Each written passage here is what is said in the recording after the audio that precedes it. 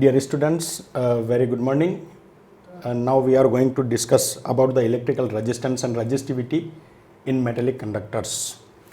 तो बच्चों चलिए हम बात शुरू करते हैं सबसे पहले ओम्स लॉ से कि बेसिकली ये लॉ क्या है और ओम्स रिलेशन क्या है। तो बात हम शुरू करते हैं बच्चों अराउंड 1826 में बच्चों एक जर्मन साइंटिस्ट थे जिनका नाम था डॉक्टर जॉर्ज साइमन ओम। ये एक जर्मन साइंटिस्ट थे बच्चों, अराउंड 1826 की बात है और जिनका नाम क्या था, डॉक्टर जॉर्ज साइमन ओम।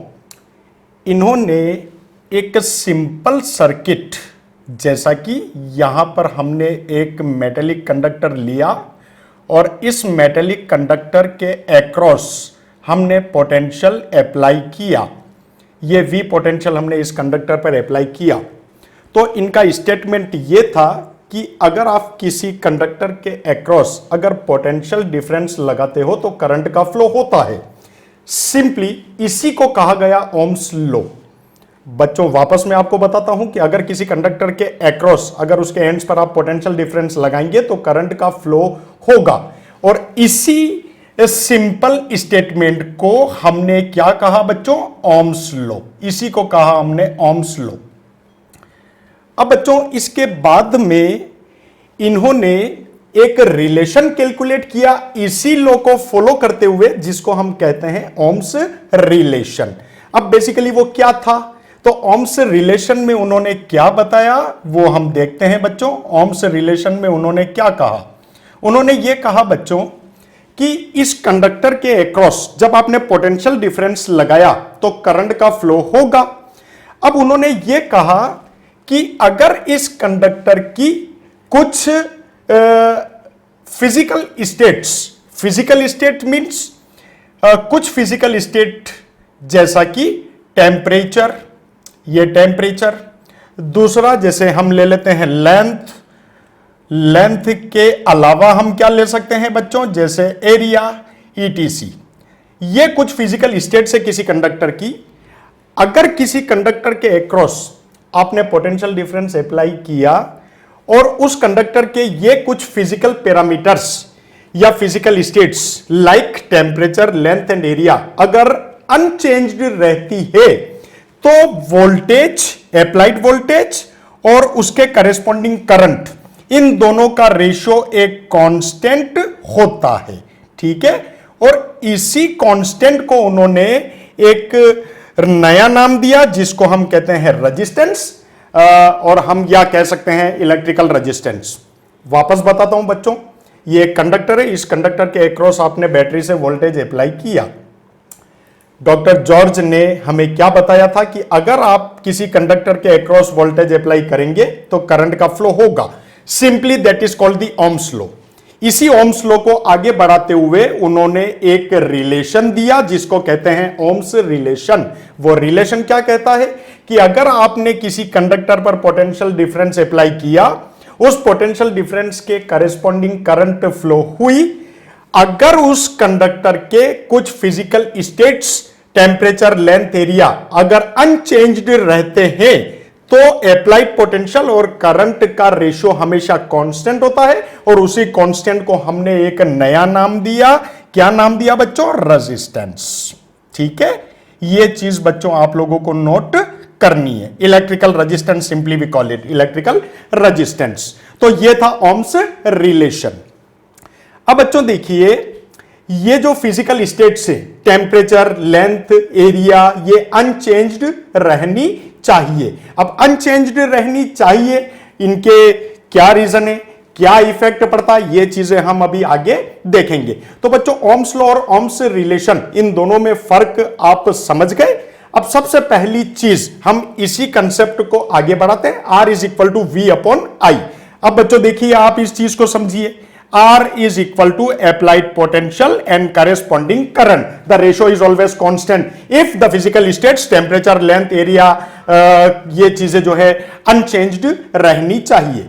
अब बच्चों देखो, आप ये पोटेंशियल है, आपको पता है बच्चों कि पोटेंशियल को, ये वोल्टेज आपने लगाया, इसकी यूनिट हमने क्या कह दिया, वोल्ट। ये आपने करंट अप्लाई की, करंट का क्या जो है यूनिट है बच्चों, एम्पियर।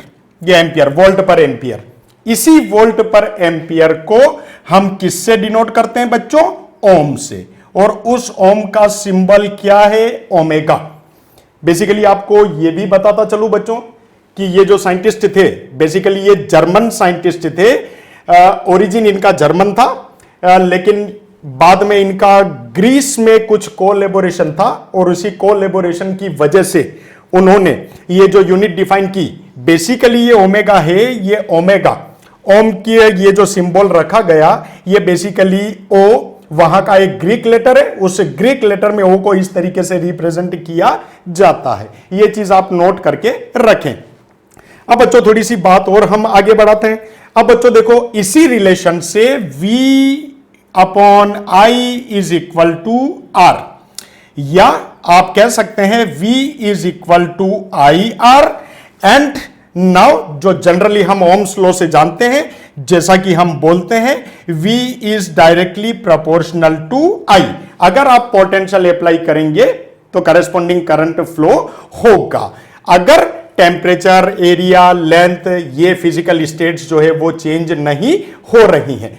एक बात और बच्चों बताता चलें कि ये जो रेजिस्टेंस है, ये एक यूनिवर्सल लॉ नहीं है बच्चों, ये सिर्फ मेटेलिक कंडक्टर्स के लिए वैलिड है।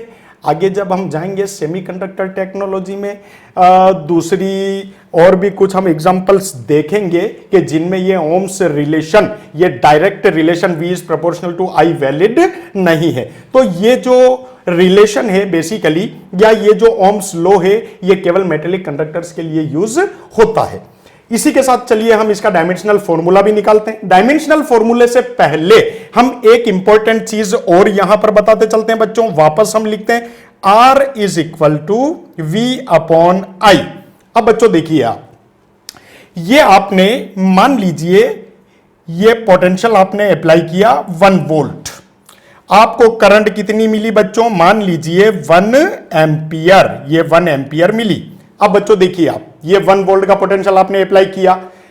मैंने आपको ये बताया था कि 1 एम्पियर, एम्पियर एसआई सिस्टम में यूनिट है। अगर आप उसको सीजीएस में कन्वर्ट करेंगे तो 1 एम्पियर इज इक्वल टू 1/10 बायट, या 1 एम्पियर इज इक्वल टू 1/10 एब एम्पियर। ये बायट और एब एम्पियर, जिसको सीजीएस यूनिट आप कहते हैं, बेसिकली ये इलेक्ट्रोमैग्नेटिज्म यूनिट से रिप्रेजेंट किए जाते थे। सिंपली हम वोल्टेज को भी इलेक्ट्रोमैग्नेटिज्म यूनिट में कन्वर्ट कर सकते हैं, सीजीएस कन्वर्जन कर सकते हैं, और इसके लिए आपने देख ही रखा है तो हम यहां पर रख देते हैं 1 वोल्ट। ये जो 1 वोल्ट एसआई सिस्टम में है बच्चों, सीजीएस सिस्टम में अगर आप जाएंगे तो कितने इलेक्ट्रोमैग्नेटिज्म यूनिट के बराबर होगा, ये होगा बच्चों 10⁸ EMU ऑफ वोल्ट। ठीक है, बात समझ में आ गई बच्चों। ये 1 वोल्ट सीजीएस में कितने इलेक्ट्रोमैग्नेटिज्म यूनिट के बराबर होता है, 10⁸ electromagnetism unit of volt, divided by 1 ampere. 1 ampere को आपने 1/10 बायट कहा था, याद है। और 1/10 बायट, बायट क्या है बच्चों, इलेक्ट्रोमैग्नेटिज्म यूनिट है। सिंपली हम यहां पर यह भी लिख सकते हैं, 1/10 को हमने बच्चों लिख दिया 10⁻⁻1। 1/10 is equal to 10⁻⁻1 EMU of current, ये हमने लिख दिया यहां पर। ठीक है बच्चों, अब आप इसको सॉल्व कीजिए। देखिए ये 10⁸ आप इसको ऊपर लेके जाएंगे तो सिंपली ये 1 वोल्ट डिवाइडेड बाय 1 एम्पियर कितने के बराबर आ गया बच्चों, 10⁹ इलेक्ट्रोमैग्नेटिज्म यूनिट ऑफ रेजिस्टेंस। ठीक है, आपको ये चीज समझ में आई, 10⁹ इलेक्ट्रोमैग्नेटिज्म यूनिट ऑफ रेजिस्टेंस। अच्छा, 1 वोल्ट डिवाइडेड बाय 1 एम्पियर, ये किसके बराबर होता है बच्चों, 1 ओम के बराबर। ये लिख दिया हमने 1 ओम, और यहां पर हमने क्या लिखा बच्चों, 10⁹ इलेक्ट्रोमैग्नेटिज्म यूनिट ऑफ रेजिस्टेंस।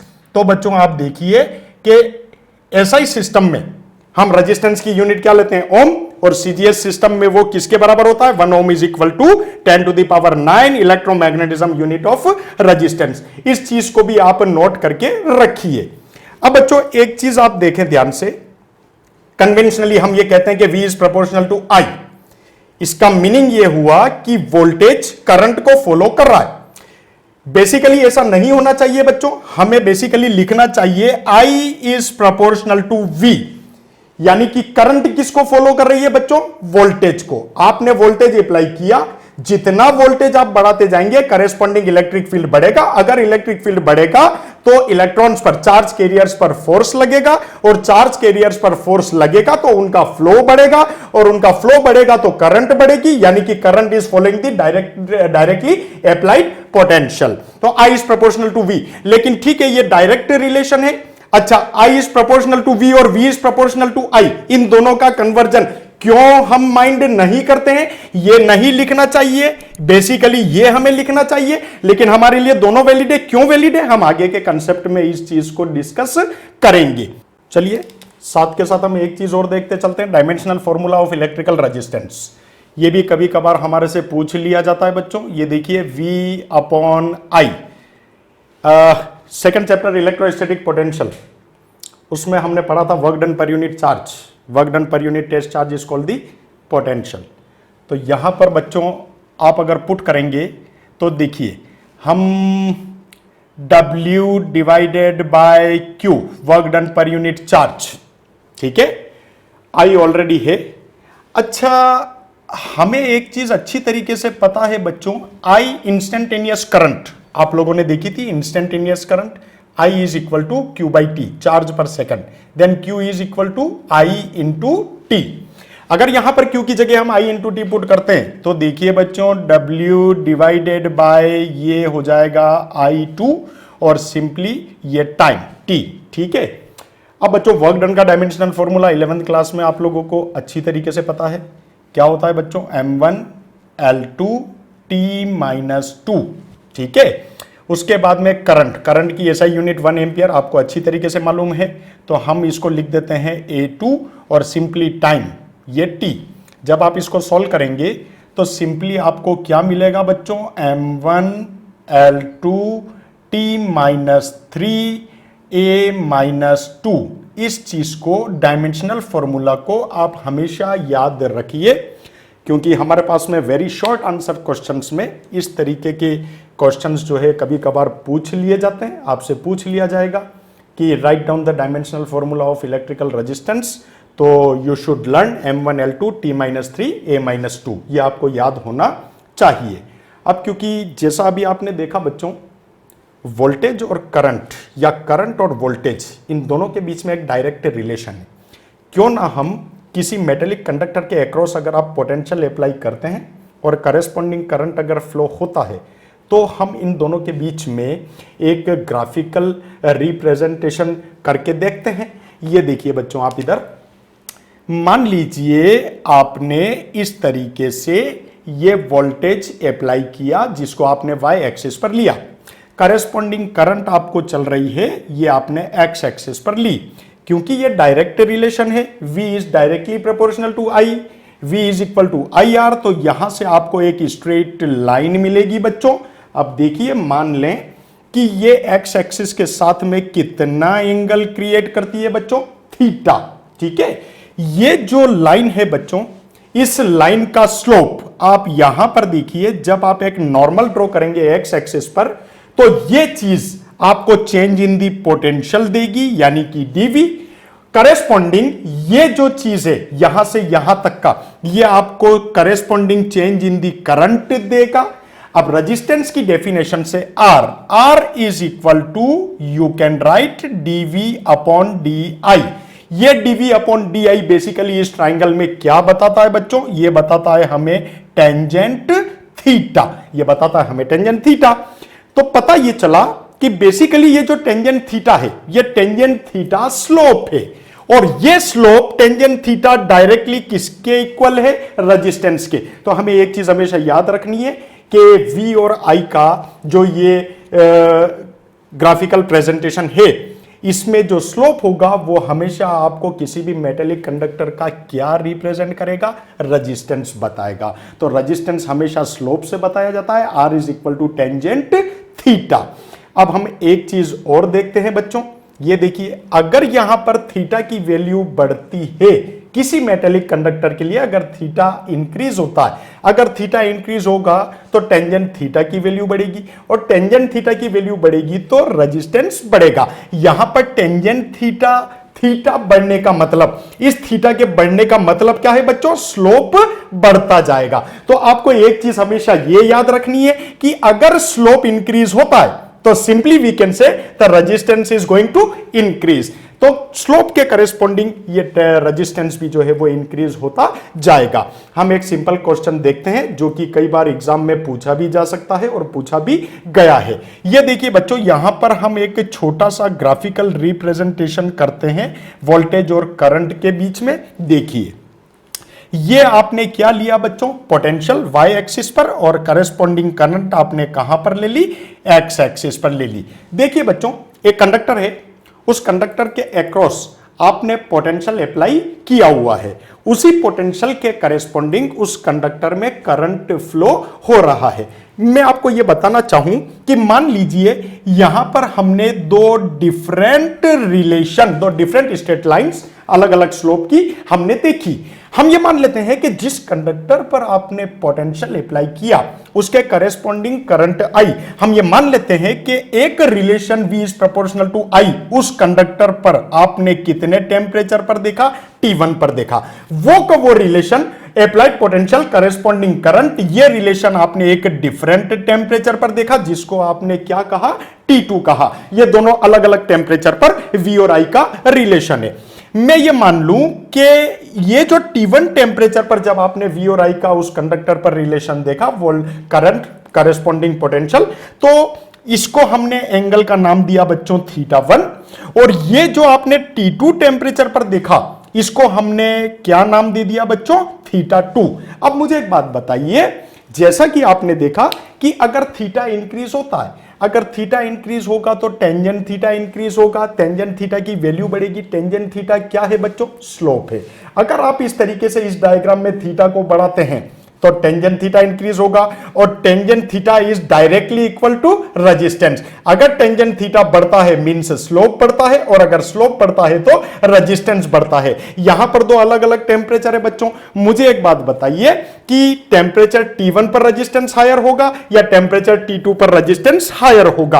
आप इस θ1 और θ2 को देख लीजिए बच्चों, स्लोप किसका ज्यादा है? टेम्परेचर T1 का ज्यादा है, यानी कि θ1 इज ग्रेटर देन θ2। अगर ये θ1 θ2 से ज्यादा है, हम यहां पर टेंजेंट अप्लाई करके देखते हैं। Tangent θ1 is greater than tangent θ2। अगर टेंजेंट θ1 ज्यादा है तो सिंपली वी कैन से R1 is greater then R2। तो इलेक्ट्रिकल रेजिस्टेंस कौन सा ज्यादा होगा? कौन से टेम्परेचर पर ज्यादा होगा? T1 टेम्परेचर पर ज्यादा होगा। ठीक है बच्चों, साथ ही एक चीज नई हम और देखते हैं, इसी को हम थोड़ा सा चेंज कर देते हैं। कैसे चेंज कर देते हैं? इधर देखिए बच्चों, वापस हम ये ग्राफ प्लॉट करते हैं। आपने ये y एक्सिस पर पोटेंशियल लिया और आपने यहीं पर करेस्पॉन्डिंग करंट x एक्सिस पर रिप्रेजेंट की। ठीक है बच्चों, अब आप देखिए, मुझे एक बात बताइए, ये दो रिलेशन अलग अलग टेम्परेचर पर हमने देख लिए।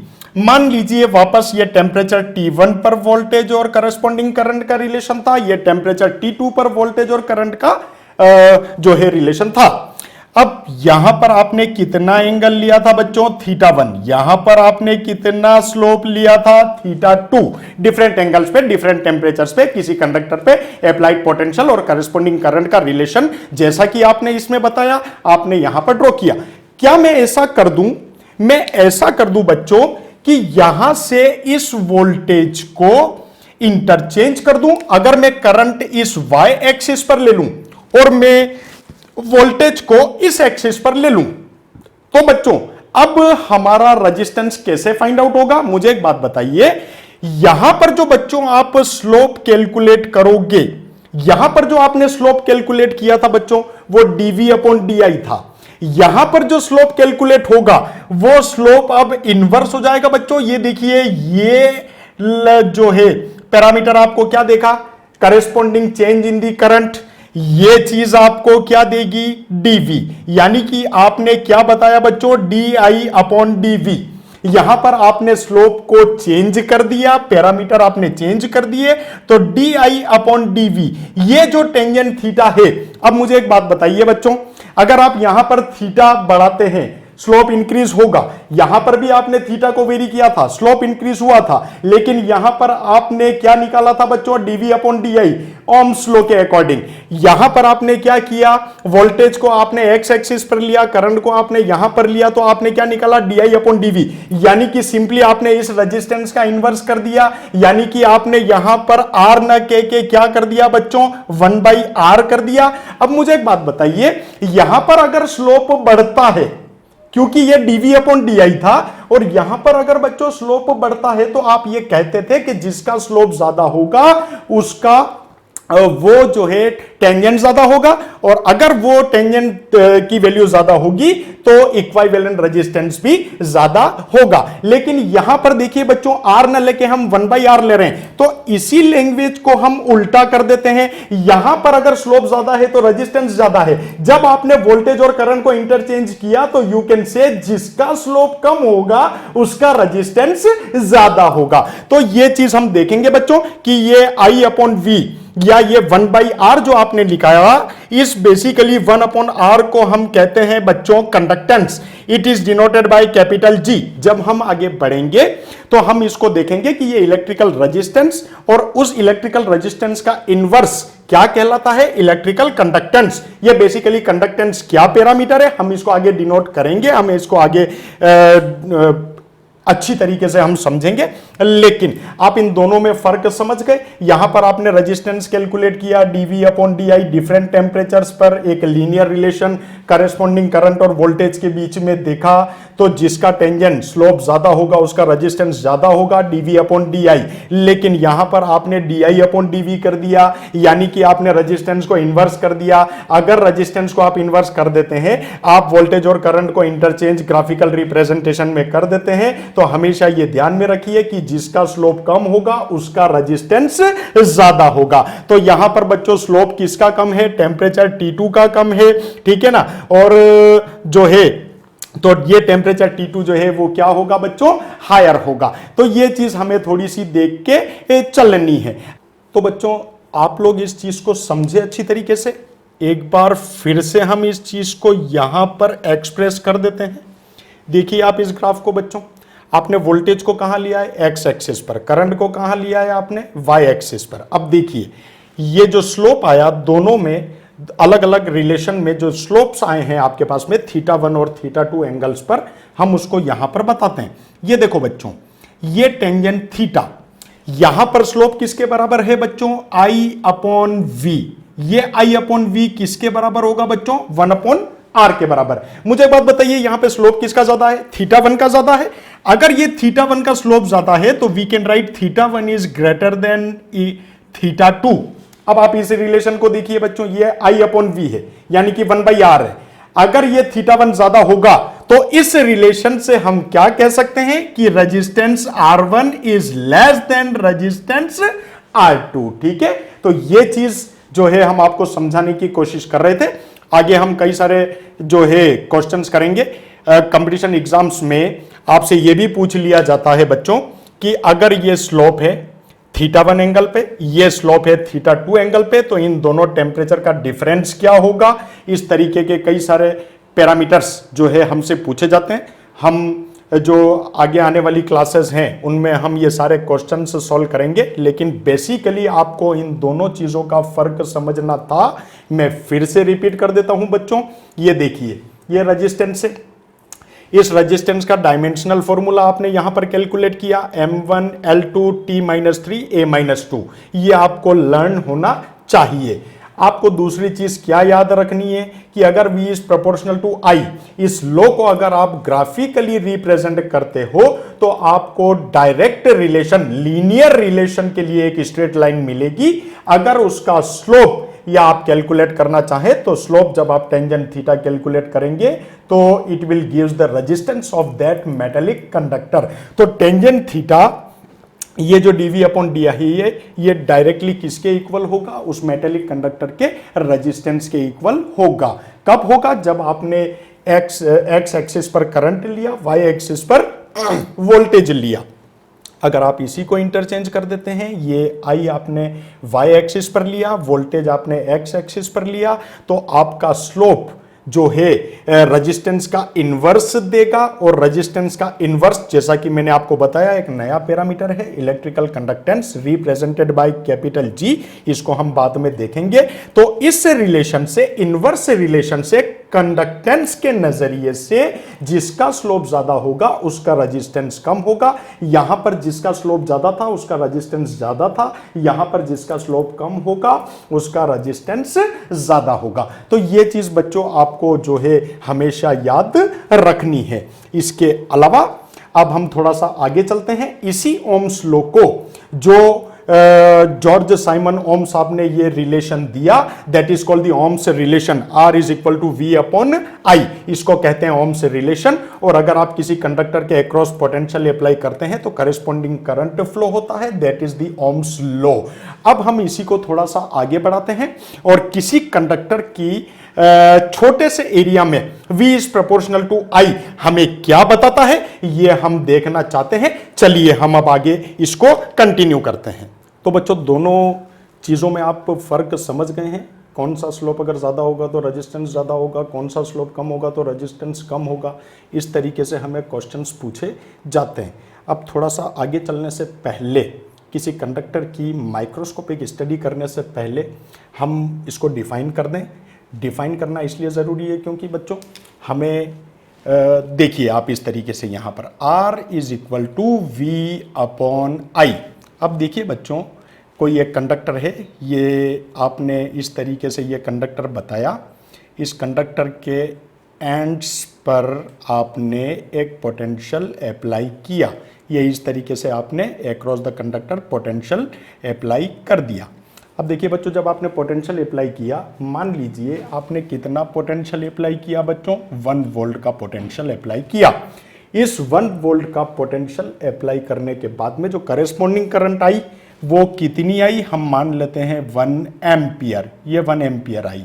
अब हम इसको डिफाइन करते हैं। डिफाइन कैसे करेंगे, अगर किसी कंडक्टर के अक्रॉस 1 वोल्ट का पोटेंशियल अप्लाई करने पर अगर 1 एम्पियर की करंट फ्लो होती है तो उस कंडक्टर का रेजिस्टेंस कितना होगा, 1 ओम होगा। दैट इज कॉल्ड 1 ओम। ठीक है बच्चों, वापस से हम डिफाइन कर देते हैं। अगर किसी कंडक्टर के अक्रॉस 1 वोल्ट का पोटेंशियल आपने अप्लाई किया, करेस्पॉन्डिंग करंट 1 एम्पियर आई, तो उस कंडक्टर का रेजिस्टेंस कितना होगा, 1 ओम होगा। थोड़ा सा और आगे चलते बच्चों, ये तो है ओम। हमारे पास में एक नई डेफिनेशन और होती है। जनरली तो वैसे ये पूछी नहीं जाती है लेकिन पता होनी चाहिए। देखिए बच्चों, एक चीज और होती है हमारे पास में जिसको हम कहते हैं इंटरनेशनल ओम। ठीक है, इंटरनेशनल ओम। ये चीज हमारे से पूछी तो नहीं जाती है लेकिन बच्चों हमें पता होनी चाहिए कि 1 ओम और 1 इंटरनेशनल ओम दोनों में क्या डिफरेंस है। 1 इंटरनेशनल ओम, 1 इंटरनेशनल ओम। अब देखिए बच्चों, 1 इंटरनेशनल ओम को हम समझते हैं। हम एक मर्क्यूरी सिलेंडर लेते हैं। क्या करते हैं बच्चों, मर्क्यूरी सिलेंडर ले लेते हैं। ये ले लिया हमने एक मर्क्यूरी सिलेंडर। सबसे पहले इस मर्क्यूरी सिलेंडर की लेंथ देखिए बच्चों, आप इस तरीके से मर्क्यूरी सिलेंडर की लेंथ हमने ली। लेंथ हमने कितनी ली बच्चों, हमने लेंथ ली है 10.63 सेंटीमीटर। ये जो मर्क्यूरी सिलेंडर लिया उसकी लेंथ कितनी बताई आपने, 10.63 सेंटीमीटर। अच्छा, इसका क्रॉस सेक्शन कितना, ये क्रॉस सेक्शन जो है आपने कितना लिया इस मर्क्यूरी सिलेंडर का, ये क्रॉस सेक्शन बच्चों आपने लिया 1 मिलीमीटर स्क्वायर। ठीक है बच्चों। अच्छा, इसका जो मास है, ये जो बच्चों मास है, ये मास कब, 0 डिग्री सेल्सियस टेम्परेचर पर, इसका 0 डिग्री सेल्सियस टेम्परेचर पर आपने मास कितना लिया बच्चों, 14.45 ग्राम। देखिए वापस समझाता हूं मैं आपको। ये जो आपने मर्क्यूरी सिलेंडर लिया, इस मर्क्यूरी सिलेंडर की लेंथ कितनी ली 10.63 सेंटीमीटर, आपने इसका क्रॉस सेक्शन कितना लिया 1 मिलीमीटर स्क्वायर, आपने इसका मास कितना लिया 0 डिग्री सेल्सियस पर 14.45 ग्राम। अब सुनिए आप, एक ऐसा मर्क्यूरी सिलेंडर जिसकी लेंथ 10.63 सेंटीमीटर हो, जिसका area of cross section 1 millimetre square हो और जिसका मास 0 डिग्री सेल्सियस पर 14.45 ग्राम हो, तो ऐसे मर्क्यूरी सिलेंडर का रेजिस्टेंस 1 इंटरनेशनल ओम कहलाता है। बच्चों समझ गए आप लोग? वापस से हम इसको एक बार देख लेते हैं। एक मर्क्यूरी सिलेंडर है जिसकी length 10.63 centimetre, area of cross section 1 millimetre square, जिसका मास 0 डिग्री सेल्सियस पर 14.45 ग्राम है। अगर आप ऐसा मर्क्यूरी सिलेंडर लेते हैं जिसकी लेंथ इतनी हो, जिसका एरिया इतना हो, जिसका मास 0 डिग्री सेल्सियस पर 14.45 ग्राम हो, तो ऐसे मर्क्यूरी सिलेंडर का रेजिस्टेंस 1 इंटरनेशनल ओम कहलाता है। अच्छा, 1 ओम को कैसे आपने डिफाइन किया था? अगर किसी कंडक्टर पर 1 वोल्ट का पोटेंशियल अप्लाई करते हैं और करेस्पॉन्डिंग करंट 1 एंपियर आती है, तो उस कंडक्टर का रेजिस्टेंस कितना होगा बच्चों? 1 ओम। ये रहा 1 ओम और ये रहा 1 इंटरनेशनल ओम। आप इन चीजों को थोड़ा सा ध्यान में रखिए। अब इसके बाद में किसी भी कंडक्टर के छोटे से एरिया में V is proportional to I कैसे काम करता है, हमें क्या चीज बताता है, ये हम अब देखते हैं। तो बच्चों 1 ओम और 1 इंटरनेशनल ओम, इन दोनों के बीच में आपने डिफरेंस भी देख लिया, आपने डिफाइन करना भी सीख लिया। R is equal to V upon I। Basically R is equal to V upon I। ये जो रिलेशन है बच्चों, जैसा कि डॉक्टर जॉर्ज साइमन ओम ने बताया था कि आप किसी कंडक्टर के अक्रॉस अगर पोटेंशियल अप्लाई करते हैं तो करेस्पॉन्डिंग करंट फ्लो होता है। इस V और I का रेशियो हमेशा कांस्टेंट होता है। कब होता है? जबकि physical states, temperature, area, length, ये चीज़ें जो है रिमेन्स अनचेंज्ड, ये चेंज नहीं होनी चाहिए। तो जिसको आपने रेजिस्टेंस कहा, किसी मेटेलिक कंडक्टर के रेजिस्टेंस को अगर आप कैलकुलेट करना चाहेंगे तो आप ये फॉर्मूला लगा सकते हैं। लेकिन बच्चों क्या आपको ये पता है कि बेसिकली ये रेजिस्टेंस कहता क्या है, या रेजिस्टेंस होता क्या है, या बताता क्या है? हमें रेजिस्टेंस का सिग्निफिकेंस अगर जानना है कि बेसिकली ये क्या है, तो हम एक कंडक्टर को यहाँ पर ड्रॉ करते हैं। चलिए आ जाइए। ये बच्चों हमने एक कंडक्टर यहाँ पर ड्रॉ किया और आप मान के चलिए कि इस कंडक्टर के दोनों एंड्स के अक्रॉस यहाँ पर आपने पोटेंशियल अप्लाई किया। ये आपने बच्चों पोटेंशियल अप्लाई किया। अब देखिए इधर, जब आप पोटेंशियल अप्लाई करेंगे तो करेस्पॉन्डिंग करंट फ्लो होगा। करेस्पॉन्डिंग करंट फ्लो होगा, V अपॉन I का रेशियो आप लेंगे, रेजिस्टेंस आएगा। जब हमने ये चैप्टर शुरू किया था बच्चों, तो हमने एक चीज देखी थी कि अंडर इलेक्ट्रिक फील्ड, जब आप बैटरी से पोटेंशियल अप्लाई करेंगे तो इस कंडक्टर में एक इलेक्ट्रिक फील्ड पैदा होगा। ये इलेक्ट्रिक फील्ड पैदा होगा, इस कंडक्टर के अंदर थर्मल एनर्जी गेन करके जितने इलेक्ट्रॉन्स आउटर मोस्ट शेल से बाहर आए और आने के बाद में इस कंडक्टर में फ्री स्पेस में जब वो रैंडम मोशन कर रहे थे, जब आपने पोटेंशियल से इलेक्ट्रिक फील्ड अप्लाई किया, उस under electric field electron drift होना शुरू हुआ। तो उसकी ड्रिफ्टिंग को थोड़ा सा हम यहां पर देखते हैं। बच्चों देखिए, ये हमारे पास में फॉर एग्जांपल ये एक एटॉमिक स्ट्रक्चर है। मान लीजिए इस कंडक्टर में इतने एटॉम्स जो हैं वो एग्जिस्ट कर रहे हैं। अच्छा, मैंने ये भी बताया था आपको कि किसी भी मेटेलिक कंडक्टर में 10 to the power 29 number of electrons average, जिसको हम इलेक्ट्रॉन डेंसिटी कहते हैं, एग्जिस्ट करती है। ठीक है, जनरली हम कॉपर यूज करते हैं, एल्यूमिनियम, सिल्वर यूज करते हैं। तो जो एवरेज इलेक्ट्रॉन डेंसिटी है वो 10 टू द पावर 29 पर मीटर क्यूब, इतना इलेक्ट्रॉन डेंसिटी हमारे पास में किसी मेटेलिक कंडक्टर में होती है। जब आपने पोटेंशियल अप्लाई किया, इलेक्ट्रिक फील्ड जनरेट किया, अब ये इलेक्ट्रिक फील्ड उन फ्री इलेक्ट्रॉन्स पर जो कि रैंडम मोशन कर रहे थे, थर्मल मोशन कर रहे थे, उन पर फोर्स लगाएगी। वो फोर्स आपको अच्छी तरीके से पता है बच्चों कितना होता है, F is equal to QE force होता है। अब क्योंकि electron always flows from lower potential to higher potential, मान लीजिए कि ये इलेक्ट्रॉन यहां पर रैंडम मोशन कर रहा था, जब इस बैटरी ने इसको सक किया तो ये इलेक्ट्रॉन इस तरीके से, जब ये रैंडम मोशन करते हुए जा रहा था तो एकदम से बैटरी ने इसको खींचा तो ये वहां से यहां तक ड्रिफ्ट हुआ। अब बच्चों इस ड्रिफ्टिंग को आप समझिए, जब ये इलेक्ट्रॉन यहां पर था, आपने बैटरी से इलेक्ट्रिक फील्ड लगाया, किसी भी कंडक्टर में इलेक्ट्रिक फील्ड कितनी स्पीड से प्रोपोगेट होता है या कितनी स्पीड से अप्लाई होता है? स्पीड ऑफ लाइट 3 × 10⁸ मीटर पर सेकंड, इतनी स्पीड से ये इलेक्ट्रिक फील्ड हर जगह, कंडक्टर के हर जगह स्प्रेड होता है। अब ये जब इलेक्ट्रिक फील्ड इस इलेक्ट्रॉन को सक करेगा, ये इलेक्ट्रॉन यहां से चलेगा, इसको फोर्स लगेगा तो फोर्स की वजह से इसमें एक्सीलरेशन पैदा होगा, ये इलेक्ट्रॉन एकदम स्पीड बढ़ाएगा। जब ये एकदम स्पीड बढ़ेगा तो उस स्पीड, यहां से स्पीड बढ़ी, अब ये यहां पर इस आयन से कोलाइड हुआ, इस एटॉम से कोलाइड हुआ। जब ये इस एटॉम से कोलाइड होगा तो जितना एक्सीलरेशन, जितनी वेलोसिटी इसने गेन की थी वो वेलोसिटी इसकी ड्रॉप हो जाएगी, लूज हो जाएगी।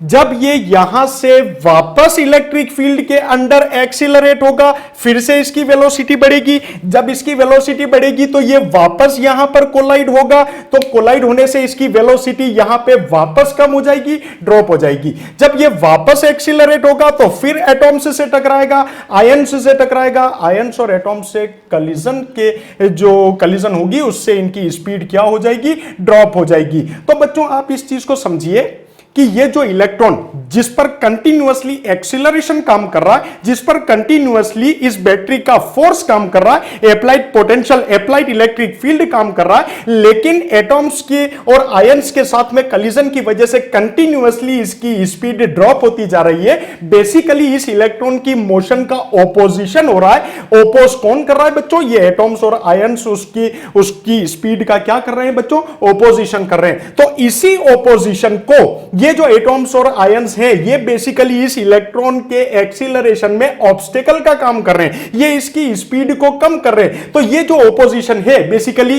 इसी ऑपोजिशन को हम क्या कहते हैं बच्चों? रेजिस्टेंस कहते हैं। तो resistance is the opposition given to the electrons due to collisions with atoms or ions in any metallic conductor। आप समझ गए बच्चों, ये रेजिस्टेंस बेसिकली क्या है? रेजिस्टेंस एक ऑपोजिशन है जो कि इलेक्ट्रॉन्स को मिला।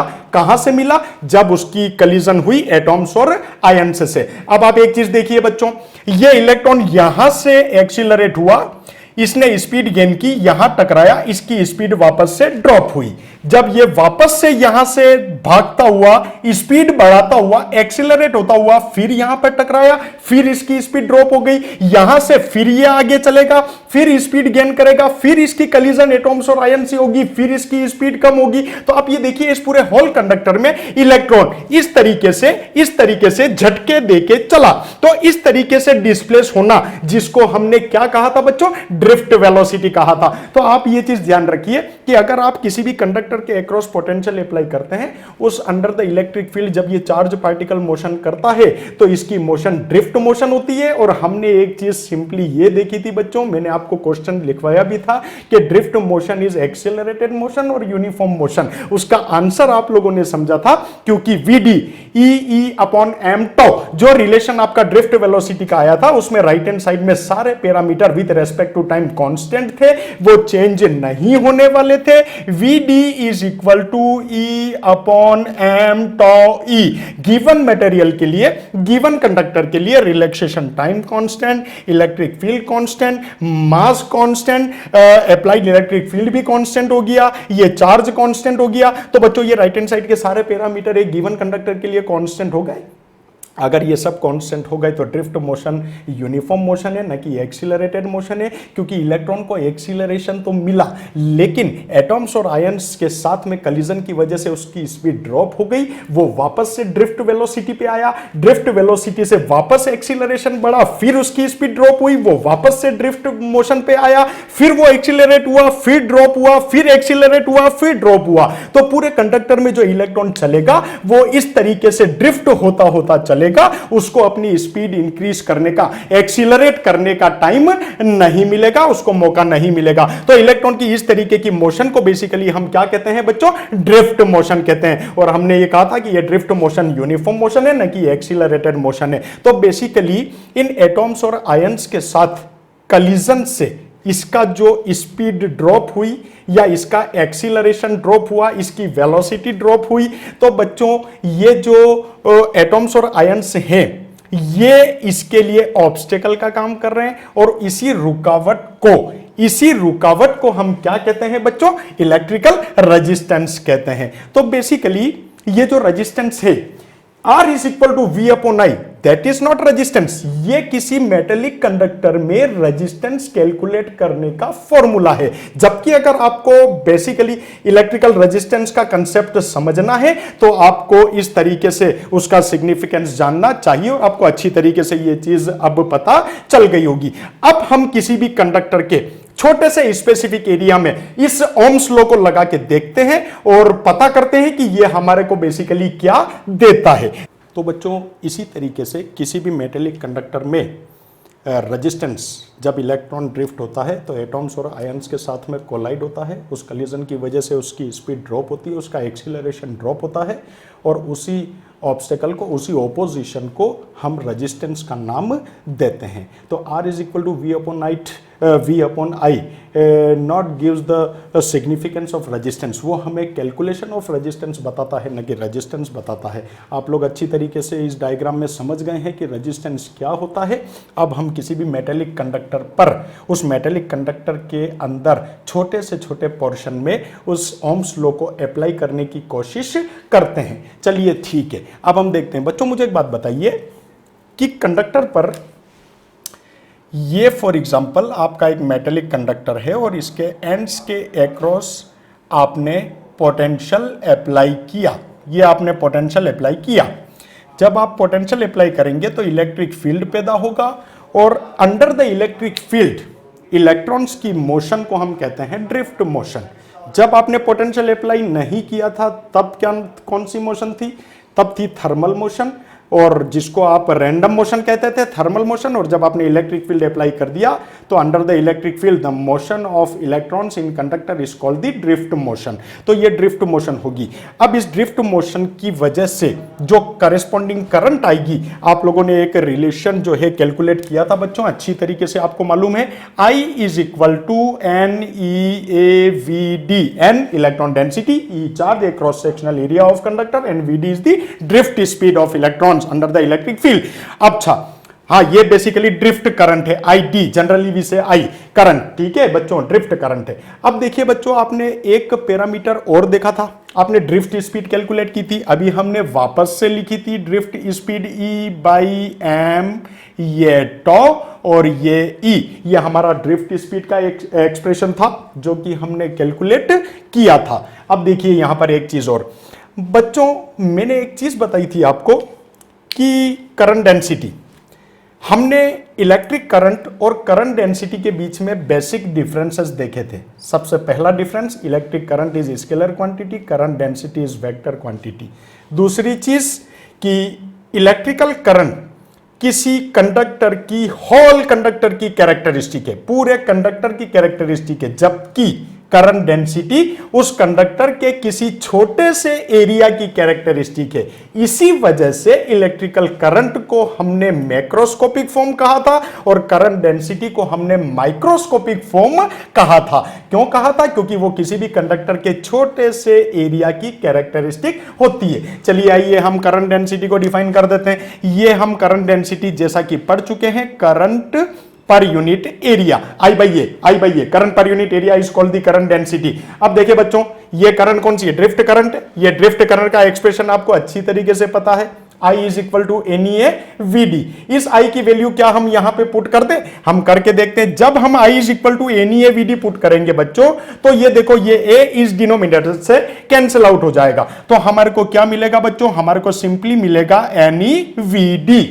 ठीक है। अच्छा, ये VD क्या है बच्चों? ये ड्रिफ्ट मोशन है under electric field, charge particles की, इलेक्ट्रॉन्स की। इस ड्रिफ्ट स्पीड का formula E/m, tau relaxation time, E electric field, ये हम यहां पे पुट कर सकते हैं। चलिए आइए हम पुट कर सकते हैं। NeVD को हमने पुट किया बच्चों, तो ये हो जाएगा हमारा अपॉन एम, ये हो जाएगा हमारा टॉ रिलैक्सेशन टाइम, एंड ये अप्लाइड इलेक्ट्रिक फील्ड। आप इसको और सिंपल कीजिए, ये देखिए N E square upon M tau, और ये क्या आ गया बच्चों, ई। अच्छा, ये किसके इक्वल आया बच्चों, जे के इक्वल आया। मुझे एक बात बताइए, अगर मैं इन सारे पैरामीटर्स को ब्रैकेटेड कर देता हूं तो आप एक एक पैरामीटर को राइट हैंड साइड में मुझे बताइए। एन क्या है बच्चों, इलेक्ट्रॉन डेंसिटी, जो कि किसी भी कंडक्टर में 10 टू द पावर 29 पर मीटर क्यूब होती है। एम क्या है बच्चों, मास ऑफ द इलेक्ट्रॉन। ई क्या है बच्चों, charge of the electron.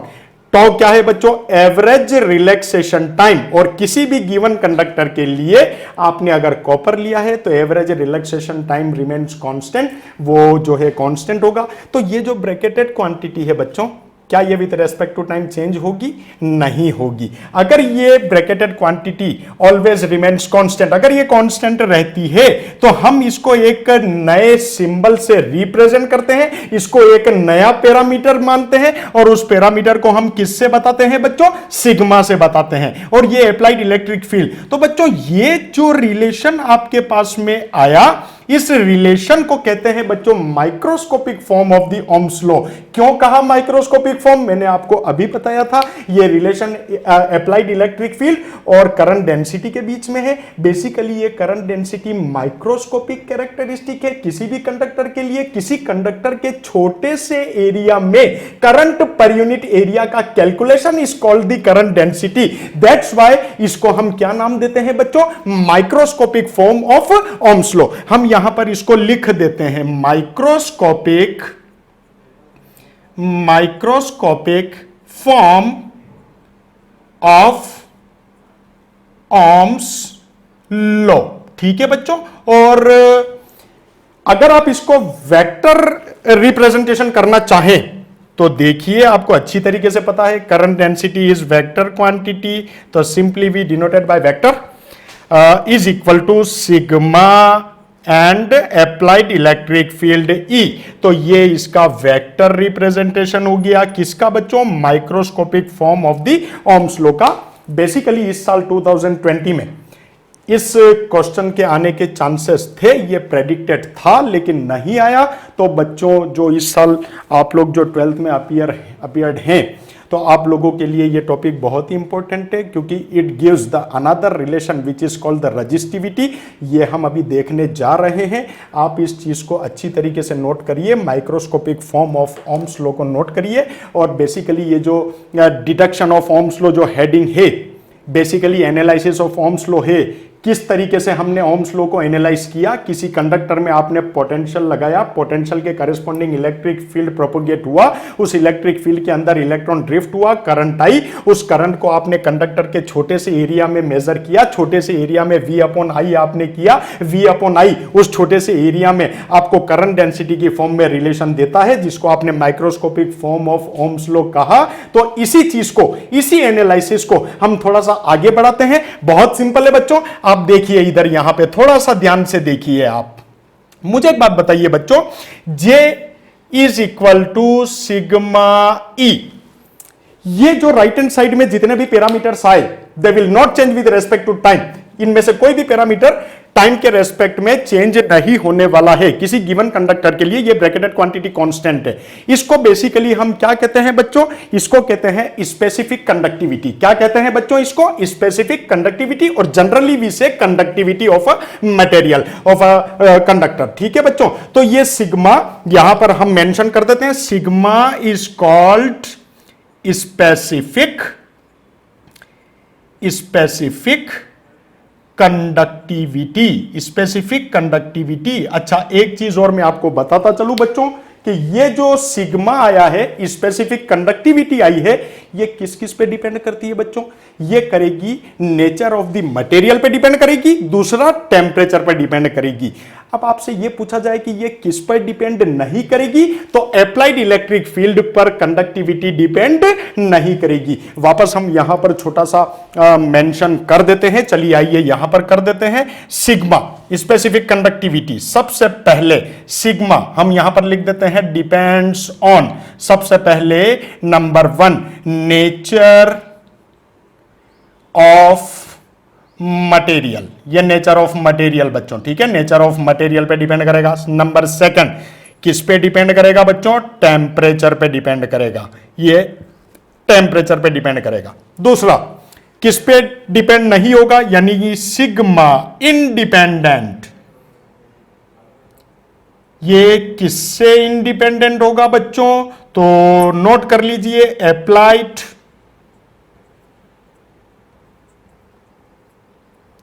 Electric field, applied electric field से इस इलेक्ट्रिकल कंडक्टिविटी का, स्पेसिफिक इलेक्ट्रिकल कंडक्टिविटी का कोई लेना देना नहीं है। तो ये डिपेंड करेगा नेचर ऑफ मटेरियल पे, टेम्परेचर पे। जितनी भी राइट हैंड साइड में अभी तक जितने भी डेरिवेशन या एक्सप्रेशन आपने किए हैं, राइट हैंड साइड में जितने भी पैरामीटर जिनको आपने ब्रैकेट में बंद किया था, जो कि with respect to time change नहीं हो रहे थे बच्चों, वो सारे पैरामीटर नेचर ऑफ मटेरियल की कैरेक्टरिस्टिक्स है। किसी भी कंडक्टर की अपनी खुद की स्पेसिफिक कैरेक्टरिस्टिक्स हैं, इसीलिए उसको स्पेसिफिक कंडक्टिविटी का नाम दिया। और वो सिर्फ मटेरियल के नेचर पे डिपेंड करेगी, दूसरा टेम्परेचर पे डिपेंड करेगी, अप्लाइड इलेक्ट्रिक फील्ड पर डिपेंड नहीं करेगी। तो अभी तक जितने भी आपने डेरिवेशन या एक्सप्रेशन किए बच्चों, उसमें जितनी भी bracketed quantity right hand side में आई जो कि with respect to time change नहीं हो रही है, वो सारी नेचर ऑफ मटेरियल पे डिपेंड करती है। इसको बार बार लिखने की जरूरत नहीं है। दूसरा सबसे मेजर इफेक्ट किस चीज का आता है बच्चों? टेम्परेचर का आता है। तो ये दो चीजें तो हमारे लिए हर राइट हैंड साइड के पैरामीटर के लिए यूनिफॉर्म है, आप इसको हमेशा ध्यान में रखिए। चलिए हम इसी microscopic form of Ohm's law को थोड़ा सा आगे बढ़ाते हैं। हम देखते हैं कि कैसे हमने ओम्स लॉ को डिडक्ट किया, कैसे हमने उसकी एनालिसिस की। चलिए अब मुझे एक बात बताइए बच्चों, ये करंट डेंसिटी किसी भी कंडक्टर के छोटे से एरिया की माइक्रोस्कोपिक कैरेक्टरिस्टिक होती है, जैसा कि आपने डिफरेंस लिखा था। चलिए, तो you know very well, J is equal to I by A, current per unit area is called the current density. हम यहां पर मेंशन कर सकते हैं बच्चों, J is equal to I by A, ये हमने पुट कर दिया। ठीक है बच्चों, ये स्पेसिफिक कंडक्टिविटी आपने अभी निकाला। चलिए इसको हम एक बार सिग्मा ही रखते हैं, कोई दिक्कत नहीं है, ये हमने आपको यहां पर सिग्मा रखा। अच्छा बच्चों, अप्लाइड इलेक्ट्रिक फील्ड, अब देखिए वापस हम इलेक्ट्रिक पोटेंशियल वाले चैप्टर में चलते हैं।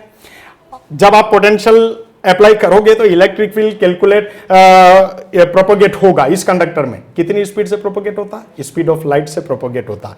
अब देखिए बच्चों, ये इलेक्ट्रिक फील्ड और इस अप्लाइड पोटेंशियल जो कि आपने इस कंडक्टर के अक्रॉस लगाया है, क्या रिलेशन होगा? Potential per unit length. Electric field is equal to potential per unit length. ये फॉर्मूला आपको अच्छी तरीके से पता है।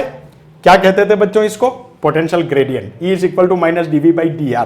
Negative sign indicates the direction of electric field, opposite directions को ये जो है बताते हैं। चलिए ठीक है, अब मुझे एक बात बताइए, ये electric field potential per unit length है। इस इलेक्ट्रिक फील्ड यानी कि पोटेंशियल पर यूनिट लेंथ को हम इस E की जगह पे यहां पे रख के देखते हैं कि क्या देता है ये हमें। E is equal to V by L, ये हमने रख दिया। अच्छा बच्चों, आपको ओम से रिलेशन अच्छी तरीके से पता है। R इज इक्वल टू क्या होता है बच्चों? V upon I। अब हम क्या करते हैं कि इस कंडक्टर में जब आपने वोल्टेज लगाया, आपने पोटेंशियल अप्लाई किया, तो इलेक्ट्रिक फील्ड जनरेट हुआ, इलेक्ट्रॉन्स पर फोर्स लगा, इलेक्ट्रॉन्स ड्रिफ्ट हुए, करंट आई, तो वोल्टेज के करेस्पॉन्डिंग जो करंट आई उसका रेशियो रेजिस्टेंस होता है। तो क्यों ना हम इस इक्वेशन में V अपॉन I को थोड़ा सा सेट कर देते हैं, और V और I, V अपॉन I के अलावा जितने भी पैरामीटर्स हैं उनको हम एक साथ करके देखते हैं कि व्हाट इट विल गिव्स। तो देखिए बच्चों, हमने क्या किया, इस V अपॉन I, इस V के नीचे इस I को हम लेके चले गए। अच्छा चलिए ठीक है, अब हमारे पास में जब V को I के नीचे लेके चले गए तो हम इस सिग्मा को इधर अगर ट्रांसफर करें तो ये क्या हो जाएगा बच्चों? 1 अपॉन सिग्मा। ये आ गया बच्चों 1 अपॉन सिग्मा। ठीक है, अच्छा इस L को आप उधर ट्रांसफर करिए तो ये L उधर चला गया। अच्छा ये क्रॉस सेक्शनल एरिया तो हमारा यहां पे था ही।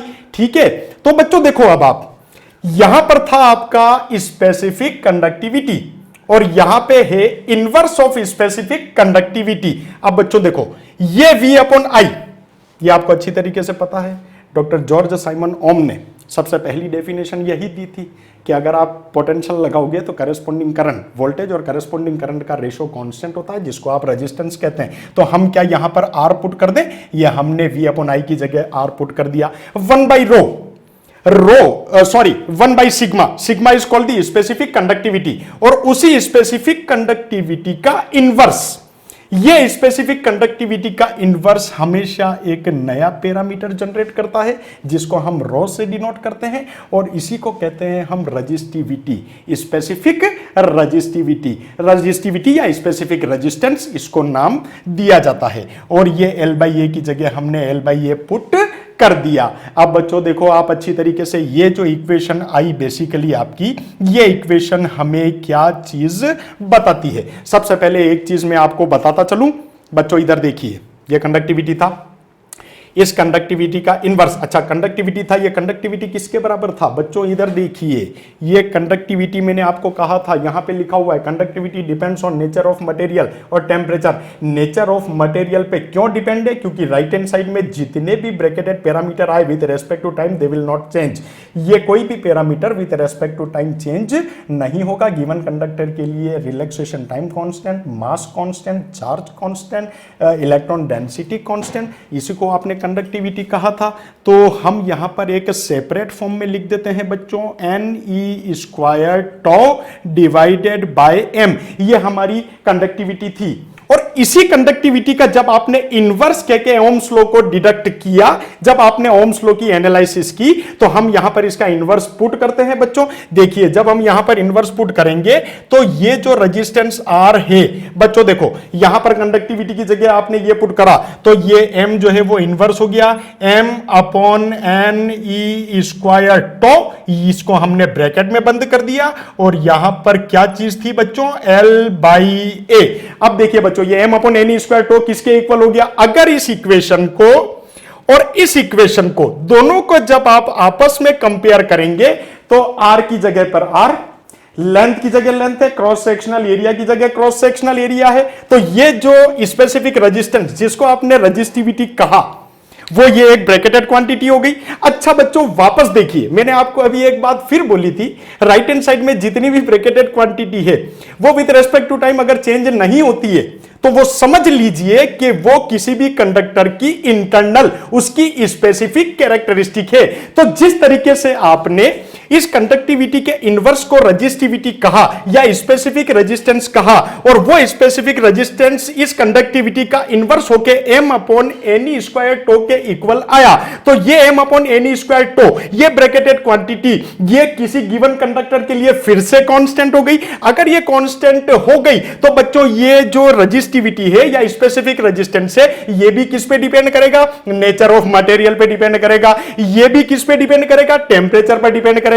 अच्छा अब बात आती है बच्चों, यहां राइट हैंड साइड में क्या है, लेंथ है, L है, हमें क्रॉस सेक्शनल एरिया है। हमेशा याद रखना कि ये जो ब्रैकेटेड क्वांटिटी है जिसको आपने स्पेसिफिक रेजिस्टेंस कहा, ये इन पे तो डिपेंड कर रही है, लेकिन किसी भी कंडक्टर का स्पेसिफिक रेजिस्टेंस या रेजिस्टिविटी या ρ उस कंडक्टर की लेंथ पर डिपेंड नहीं करता है, उस कंडक्टर के क्रॉस सेक्शनल एरिया पर डिपेंड नहीं करता है। तो बच्चों ये चीज आपको बहुत अच्छी तरीके से ध्यान में रखनी है। हम इसको सेपरेट फॉर्म में थोड़ी सी जगह में इसको यहां पर, आइए बच्चों ये देखिए, ये एरो, आप इसको, बहुत सारी चीजें हैं, आप कंफ्यूज मत हो जाना। ये ρ स्पेसिफिक रेजिस्टेंस लिख देते हैं बच्चों, m/Ne² टॉ, ये सारे पैरामीटर कांस्टेंट हैं, ये with respect to time change नहीं होंगे। किसी गिवन कंडक्टर के लिए सबसे इंपॉर्टेंट चीज क्या होती है, रिलैक्सेशन टाइम।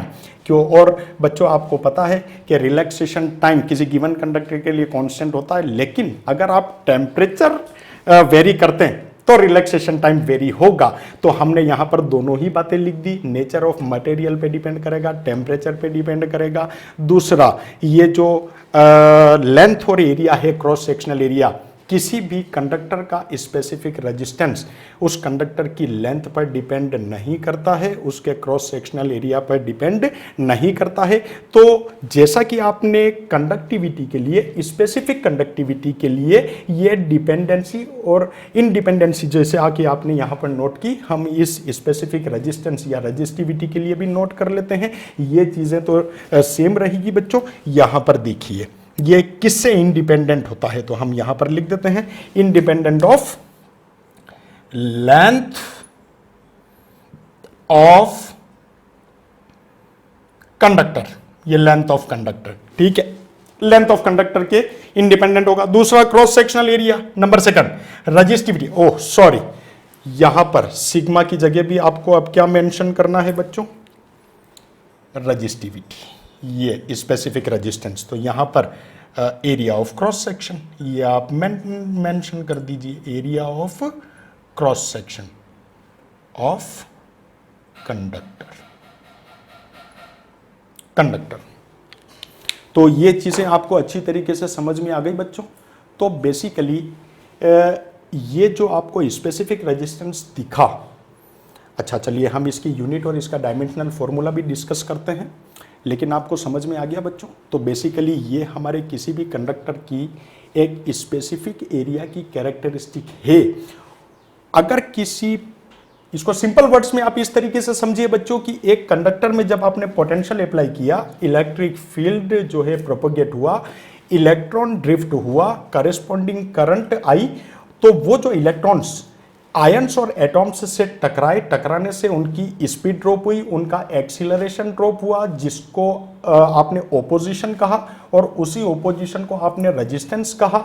आप सिंपली ये समझ लीजिए बच्चों कि अगर किसी पूरे कंडक्टर में जितना ओपोजिशन होता है किसी भी चार्ज पार्टिकल का, इलेक्ट्रॉन का, इस पूरे कंडक्टर में एक इलेक्ट्रॉन का टोटल जितना ओपोजिशन होगा that is called the resistance. और अगर उस कंडक्टर के स्पेसिफिक एरिया में अगर आप ओपोजिशन देखेंगे तो that is called the specific resistance और रेजिस्टिविटी। और उस रेजिस्टिविटी को थोड़ा सा और हम आगे बढ़ाते हैं, डिपेंड किस पे करता है। बेसिकली ये रेजिस्टिविटी क्या है बच्चों, ये माइक्रोस्कोपिक फॉर्म है, ठीक है, क्योंकि बेसिकली हमारे को आज रेजिस्टेंस, जैसा कि हमने लेक्चर के स्टार्टिंग में हमने हेडिंग डाली हुई थी, रेजिस्टेंस और रेजिस्टिविटी हमें डिस्कस करना है। तो ये जो रेजिस्टिविटी है किसी भी कंडक्टर की एक माइक्रोस्कोपिक ओपोजिशन की स्टडी है कि कितना माइक्रोस्कोपिक लेवल पर किसी चार्ज पार्टिकल का अंडर इलेक्ट्रिक फील्ड एटॉम्स और आयंस के साथ कलिजन होने से ओपोजिशन पैदा होता है। तो बेसिकली ये इसका सिग्निफिकेंस है। हम थोड़ा सा और आगे बढ़ते हैं और यहां से बच्चों देखो ये कांस्टेंट क्वांटिटी आ गई, ये आपने लिख दिया किसी भी गिवन कंडक्टर के लिए ये सारी चीजें कांस्टेंट है। अगर ये कांस्टेंट है तो बच्चों देखिए आप क्या लिख सकते हैं, अगर ये कांस्टेंट है क्वांटिटी तो you can write R is directly proportional to L, resistance is directly proportional to length of the conductor. Again इस क्रॉस सेक्शनल एरिया और रेजिस्टेंस के लिए भी आप लिख सकते हैं R is inversely proportional to area of cross section, R is inversely proportional to 1/a। अगर आपको नजर नहीं आ रहा है तो बच्चों हम यहां पर वापस से लिख देते हैं R is proportional to L and R is inversely proportional to cross section area of the conductor. अब हम थोड़ा सा ग्राफिकल रिप्रेजेंटेशन लेंथ के करस्पॉन्डिंग भी देखेंगे, रेजिस्टेंस और लेंथ में, resistance of cross section area में भी देखेंगे। इसलिए देखेंगे बच्चों क्योंकि वेरी शॉर्ट आंसर क्वेश्चन, और शॉर्ट आंसर क्वेश्चन में इस स्पेसिफिक रेजिस्टेंस और इस रेजिस्टेंस का वेटेज हमारे पास में लास्ट पास्ट ईयर्स में काफी रहा है। न्यूमेरिकल्स भी पूछे जाते हैं इनसे रिलेशन में। और एक चीज और मैं बताता चलूं, बिफोर लास्ट ईयर बच्चों 2018 का जो हमारा सीबीएसई बोर्ड का एग्जाम था, उस सीबीएसई बोर्ड के एग्जाम में ये जो स्पेसिफिक रेजिस्टेंस आपको दिख रहा है M/N² to, short answer question यानी कि 3 मार्क का क्वेश्चन केवल इसी फॉर्मूले पे डिपेंड था कि किस तरीके से बेसिकली बच्चों होता क्या है कि अभी हम जब आगे चलेंगे तो इन्हीं एनालिसिस की बेस पे जैसा कि डॉक्टर जॉर्ज साइमन ओम ने हमारे को बताया कि अगर आप वोल्टेज अप्लाई करते हैं, करंट फ्लो होती है, ओपोजिशन पैदा होता है, उस ओपोजिशन को आप मैक्रोस्कोपिक लेवल पे देखें तो रेजिस्टेंस है, माइक्रोस्कोपिक लेवल पर देखें तो स्पेसिफिक रेजिस्टेंस है या रजिस्टिविटी है, रजिस्टिविटी का इनवर्स कंडक्टिविटी है। तो ये सारी चीजें हम थोड़ा सा आगे बढ़ते हैं। बेसिकली हम देखना ये चाहते हैं कि जितने भी मेटेलिक कंडक्टर्स हैं या हमारे पास में सब्सटेंसेस हैं, आपको एक बात बताता चलूं कि ये चीज करने की जरूरत क्या पड़ी, क्या चीज हुई। तो बच्चों आप चीज एक अभी हम आगे चलेंगे, देखेंगे कि ये सारी चीजें डिस्कस करने के बाद में हमने अपने सब्सटेंसेस को 3 पार्ट में क्लासिफाई किया: कंडक्टर, सेमीकंडक्टर, इंसुलेटर। एक चौथा जो है कंडक्टर, जिसको आप सुपर कंडक्टर कहते हैं, जनरली वो पूछा तो नहीं जाता, लेकिन हम डिस्कस करेंगे। सुपर कंडक्टर की कैरेक्टरिस्टिक भी देखेंगे कि किस चीज को या कौन से मटेरियल को या कौन से कंडक्टर को आप सुपर कंडक्टर कह सकते हैं और किसको नहीं कह सकते हैं। उनकी भी कुछ शर्तें हैं, वो शर्तें भी हम देखेंगे। विद रेस्पेक्ट टू टेम्परेचर कैसे वेरी होती है हम देखेंगे। लेकिन ये जब सारी चीजें हमने डिस्कस की, हमने सारी चीजें हमने पढ़ी, तो इन्हीं चीजों से आगे कुछ रिजल्ट हम अभी डिस्कस करेंगे। उसके बाद में आपको पता चलेगा कि इतनी सारी चीजें पढ़ने के बाद में किस तरीके से हमने अपने सब्सटेंसेस को, हमने अपने मटेरियल्स को किस तरीके से क्लासिफाई किया। तो चलिए सबसे पहले ये जो कांस्टेंट क्वांटिटी, स्पेसिफिक रेजिस्टेंस, ये जो formula R is equal to rho L by A, तो सबसे पहले हम ये देख लेते हैं कि how R is directly proportional to L, how R is inversely proportional to cross sectional area of the conductor. हम ये देख लेते हैं। चलिए, तो बच्चों रेजिस्टेंस और स्पेसिफिक रेजिस्टिविटी के बीच में आपने रिलेशन अच्छी तरीके से अभी देख लिया और आपने समझ लिया। हम वापस से मेंशन कर देते हैं, R is equal to rho L by A और rho M upon NE square tau और L बाई A। ये चीज हमने अभी कैलकुलेट की है। ये जो स्पेसिफिक रेजिस्टेंस है, जो माइक्रोस्कोपिक ओपोजिशन जिसको आप कहते हैं, ये जो रो है, इसकी यूनिट, इसका डायमेंशनल फॉर्मूला, ये पैरामीटर्स हम देखेंगे बच्चों। सबसे पहले हम ये देख लेते हैं कि ये चीज क्या कहती है, R is directly proportional to L। दूसरा, ये चीज हमें क्या बताती है, R is inversely proportional to cross sectional area. अच्छा, हम चीज ये बेसिकली 10th क्लास में भी आप पढ़ते थे बच्चों, R is equal to rho L by A, rho is the specific resistance वगैरह वगैरह, जो भी चीजें आप पढ़ते थे। लेकिन CBSE बोर्ड में और कंपटीशंस में इन दोनों पैरामीटर से काफी सारे क्वेश्चंस जो है आते हैं, वेटेज रहता है। हमारे बोर्ड में भी शॉर्ट आंसर क्वेश्चंस में भी इनका वेटेज रहता है। तो हम भी कुछ प्रॉब्लम्स कंपटीशन लेवल की, जेई मेंस की और CBSE बोर्ड से रिलेटेड हम प्रॉब्लम्स देखेंगे। लेकिन सबसे पहले आप इस चीज को समझिए। नंबर 1 हम सबसे पहले समझते हैं कि R is directly proportional to L। ये क्या बताता है, समझिए बच्चों। देखिए इधर, मान लीजिए ये हमारे पास में एक कंडक्टर है और इस कंडक्टर की लेंथ कितनी है बच्चों, L, और इसका क्रॉस सेक्शनल एरिया कितना है, A। ये हमने एक कंडक्टर लिया जिसका रेजिस्टेंस L है और क्रॉस सेक्शनल एरिया A है। अगर इस कंडक्टर के अक्रॉस में पोटेंशियल डिफरेंस अप्लाई करता हूं और ओम्स लॉ से अगर इसका रेजिस्टेंस कैलकुलेट करता हूं, तो simply I can write R is equal to V upon I, जैसा कि साइमन ओम साहब ने हमें बताया है। ठीक है बच्चों, अब मुझे एक बात बताइए, ये जो कंडक्टर आपने लिया बच्चों, जिसकी लेंथ आपने L ली थी और जिसका क्रॉस सेक्शनल एरिया आपने A लिया था, अगर इसी के जैसा होमोजीनस कंडक्टर, इसी लेंथ का, इसी क्रॉस सेक्शनल एरिया का, अगर आइसोटोपिक और होमोजीनस कंडक्टर अगर हम इसके पैरेलल में, सीरीज में इस तरीके से हम ऐड कर दें और उसकी लेंथ भी L हुई, जैसा कि ये कंडक्टर था, इसकी लेंथ भी L है, इसका क्रॉस सेक्शनल एरिया A है, तो इसका क्रॉस सेक्शनल एरिया भी कितना था बच्चों, A था। अब अगर आपने इसके एंड्स के अक्रॉस पोटेंशियल अप्लाई किया, आपने वोल्टेज लगाया, तो बच्चों देखो, ये दोनों कंडक्टर अब सीरीज में हो गए, ये दोनों होमोजीनस हैं, दोनों आइसोटोपिक कंडक्टर्स हैं, ये लेंथ एल है, ये लेंथ एल है, क्रॉस सेक्शनल एरिया सेम है। मुझे एक बात बताइए कि टोटल पोटेंशियल कितना हो जाएगा बच्चों? V plus V। कितना पोटेंशियल हो गया बच्चों? 2V हो गया। ठीक है। अच्छा, करंट हमें अच्छी तरीके से पता है कि सीरीज में करंट जो है वो सेम रहती है, तो करंट I रहेगी। चलिए ओम्स रिलेशन पे आते हैं। R is equal to V upon I। ये V टोटल यहां पर आप मेंशन कर सकते हैं, V total potential. Total potential कितना था बच्चों आपका? 2V divided by I। अब बच्चों देखो, आप मुझे एक बात बताओ, जब ये एक कंडक्टर था जिसकी लेंथ L थी, क्रॉस सेक्शनल एरिया A था, जब आपने बैटरी से पोटेंशियल लगाया तो रेजिस्टेंस कितना था? V upon I। लेकिन जब इसी का सिमिलर होमोजीनस कंडक्टर आपने पैरेलल में लगाया, सॉरी सीरीज में लगाया, और आपने पोटेंशियल अप्लाई किया और तब आपने रेजिस्टेंस कैलकुलेट करना चाहा, तो इस नए रेजिस्टेंस को हम क्या मान लेते हैं? R डैश मान लेते हैं। क्यों? क्योंकि यहां पर एक कंडक्टर है, यहां पर होमोजीनस दो कंडक्टर हैं जो कि सीरीज में है। यहां पर टोटल पोटेंशियल 2V हो गया और करंट हमारी सेम रही। तो बच्चों देखिए, ये 2 की जगह 2। अच्छा, ये V अपॉन I, ये V अपॉन I किसके बराबर था बच्चों? इस R के बराबर था। तो I can put R in place of V upon I। तो देखिए बच्चों, नया रेजिस्टेंस हमारा किसके बराबर आ गया? R dash is equal to 2R। ठीक है बच्चों। अच्छा, मुझे एक बात बताइए बच्चों कि अगर इन्हीं के जैसा आइसोटोपिक होमोजीनस कंडक्टर अगर एक और में लगा देता तो रेजिस्टेंस कितना आता? 3R। अगर और लगा देता तो कितना आता? 4R। तो हमारे को यह पता चला कि जैसे जैसे मैं लेंथ को बढ़ाता जा रहा हूं, यहां पर लेंथ कितनी थी बच्चों? यहां पर लेंथ थी L, यहां पर लेंथ कितनी थी बच्चों? 2L। जब लेंथ L थी तो रेजिस्टेंस R था, जब लेंथ 2L हुई तो रेजिस्टेंस 2R हुआ। अगर लेंथ 3L हुई तो रेजिस्टेंस कितना होगा? 3R। अगर लेंथ 4L हुई तो रेजिस्टेंस कितना होगा?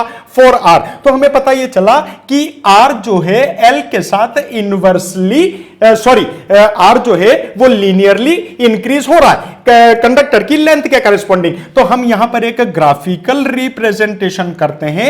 ये Y एक्सिस पर आपने R ले लिया और इस एक्सिस पर आपने लेंथ ले ली बच्चों। ये एक लीनियर रिलेशन आया, जैसे जैसे लेंथ बढ़ेगी रेजिस्टेंस इंक्रीज होगा। तो हम इसको सिंपली किस तरीके से बताते हैं? इफ लेंथ इंक्रीज, अगर आप लेंथ बढ़ाएंगे तो it will increase the resistance linearly. ठीक है। दूसरा, अगर आप लेंथ को कम करते हैं बच्चों तो रेजिस्टेंस ऑल्सो डिक्रीज। तो ये चीज आप याद में रखिए। अच्छा, अब एक इंपॉर्टेंट चीज आपको जो है हम बताते चले। मान लीजिए बच्चों, आप एक चीज मान लीजिए बच्चों, फॉर एग्जाम्पल आप इधर थोड़ा सा ध्यान से देखना बच्चों। ये हमारे पास में एक L लेंथ का कंडक्टर है, ये हमारे पास में एक L लेंथ का कंडक्टर है बच्चों। ठीक है, इसको आप थोड़ा सा ध्यान से देखना।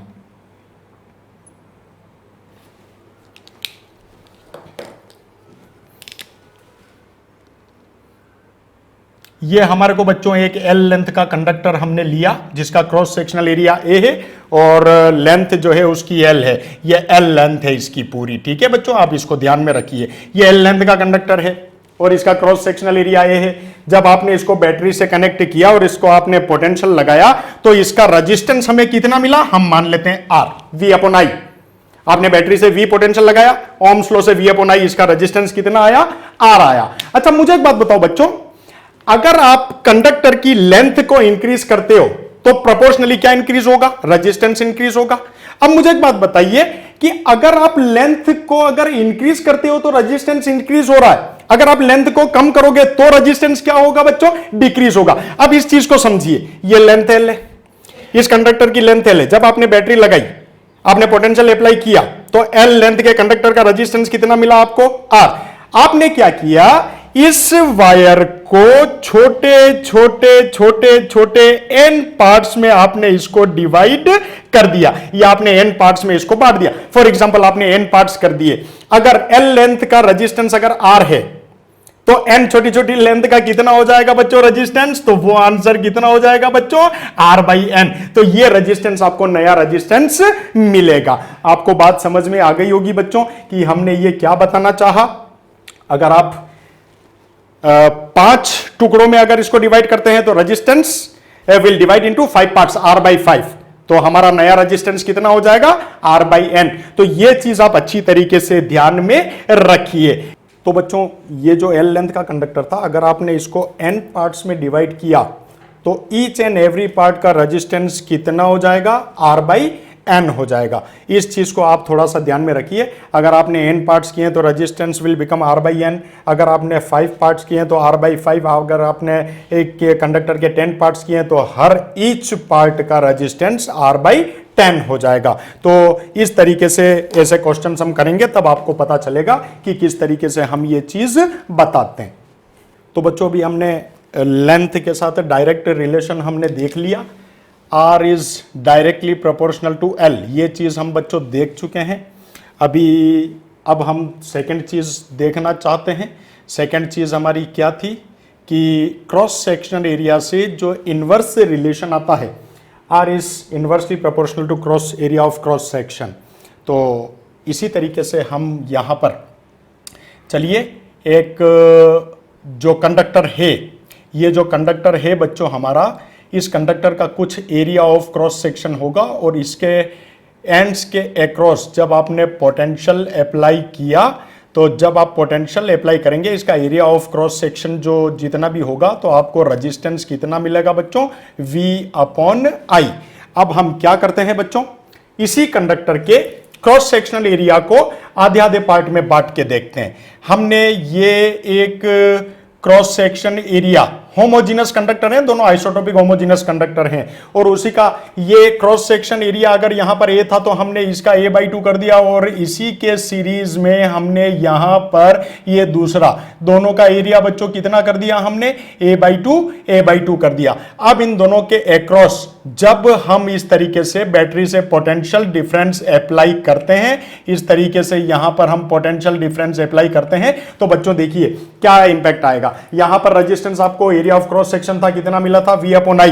यहां पर जब आपने क्रॉस सेक्शनल एरिया आधा कर दिया, तो अब देखिए बच्चों आपको अच्छी तरीके से पता है R is equal to V upon I।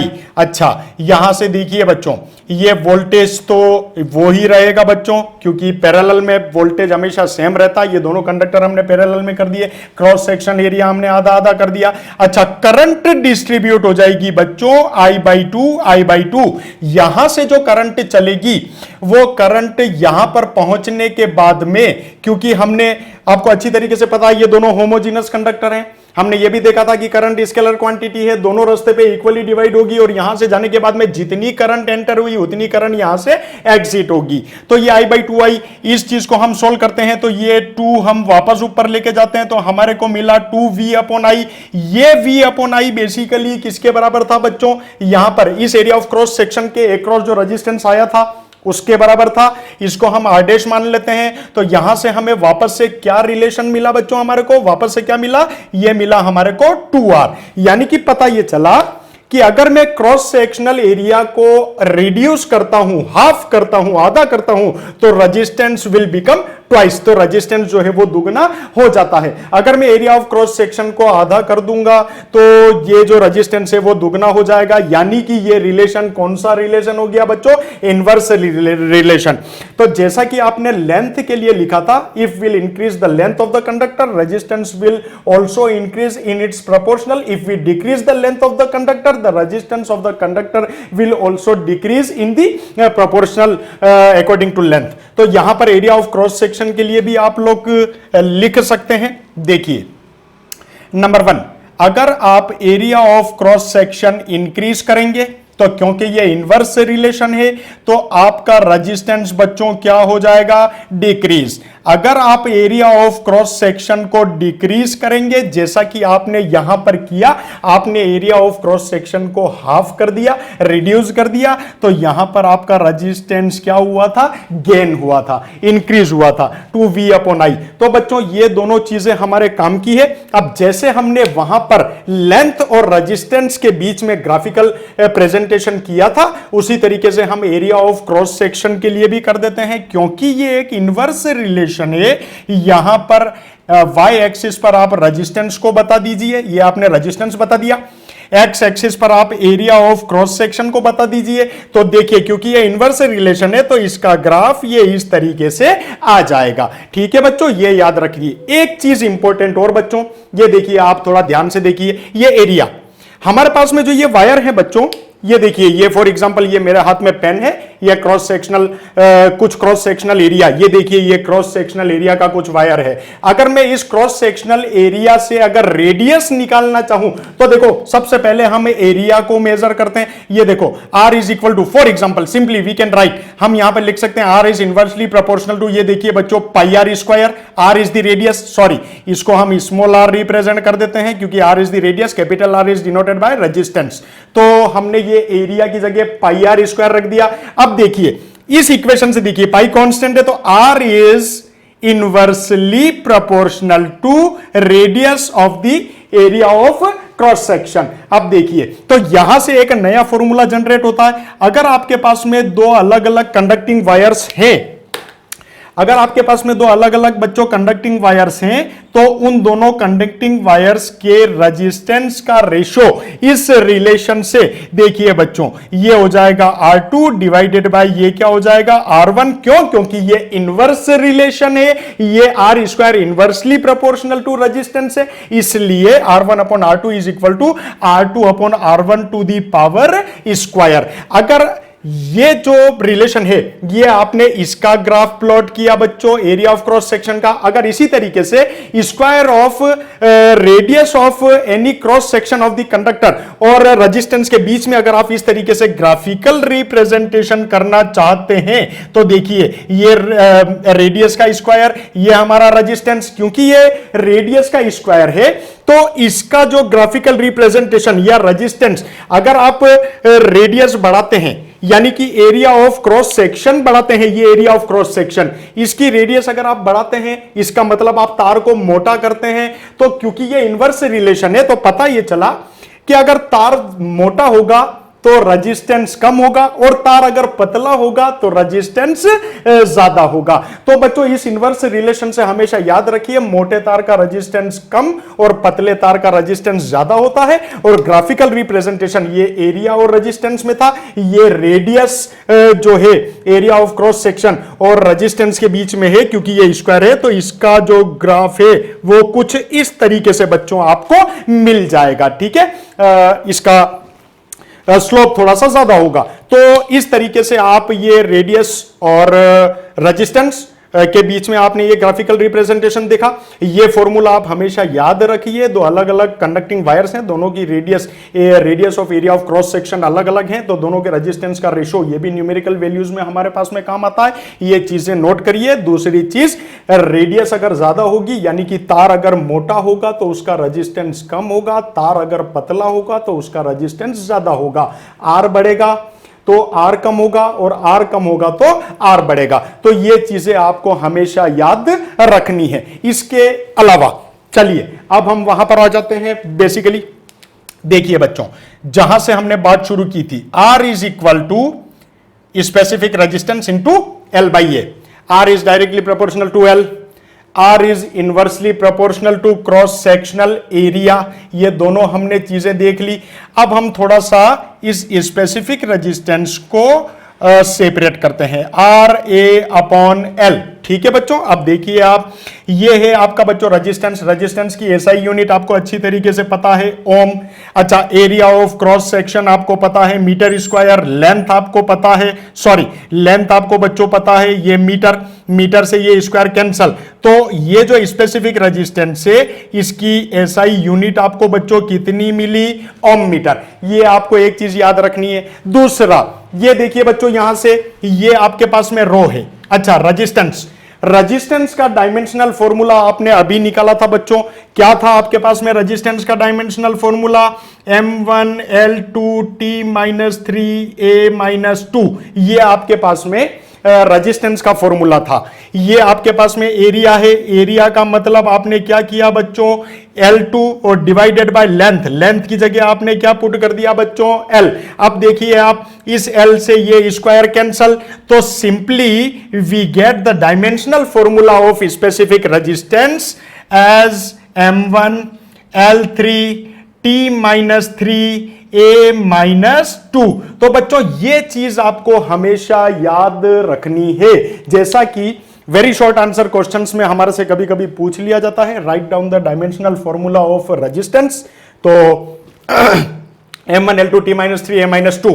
और अगर आपसे ये पूछा जाए कि write down the SI unit of specific resistance या write down the dimensional formula of specific resistance, you can write और you can learn very easily M1L3 T-3 A-2। एक चीज और आपने देखा था बच्चों, ये जो राइट हैंड साइड में जो ब्रैकेटेड क्वांटिटी, जो मटेरियल की स्पेसिफिक इंटरनल कैरेक्टरिस्टिक्स है, जिसको आपने स्पेसिफिक रेजिस्टेंस या आपने स्पेसिफिक कंडक्टिविटी रेजिस्टिविटी जो आपने बताया था, जैसे आपने बताया था कि ये जो स्पेसिफिक रेजिस्टेंस है, ये specific resistance basically specific conductivity का इनवर्स होता है।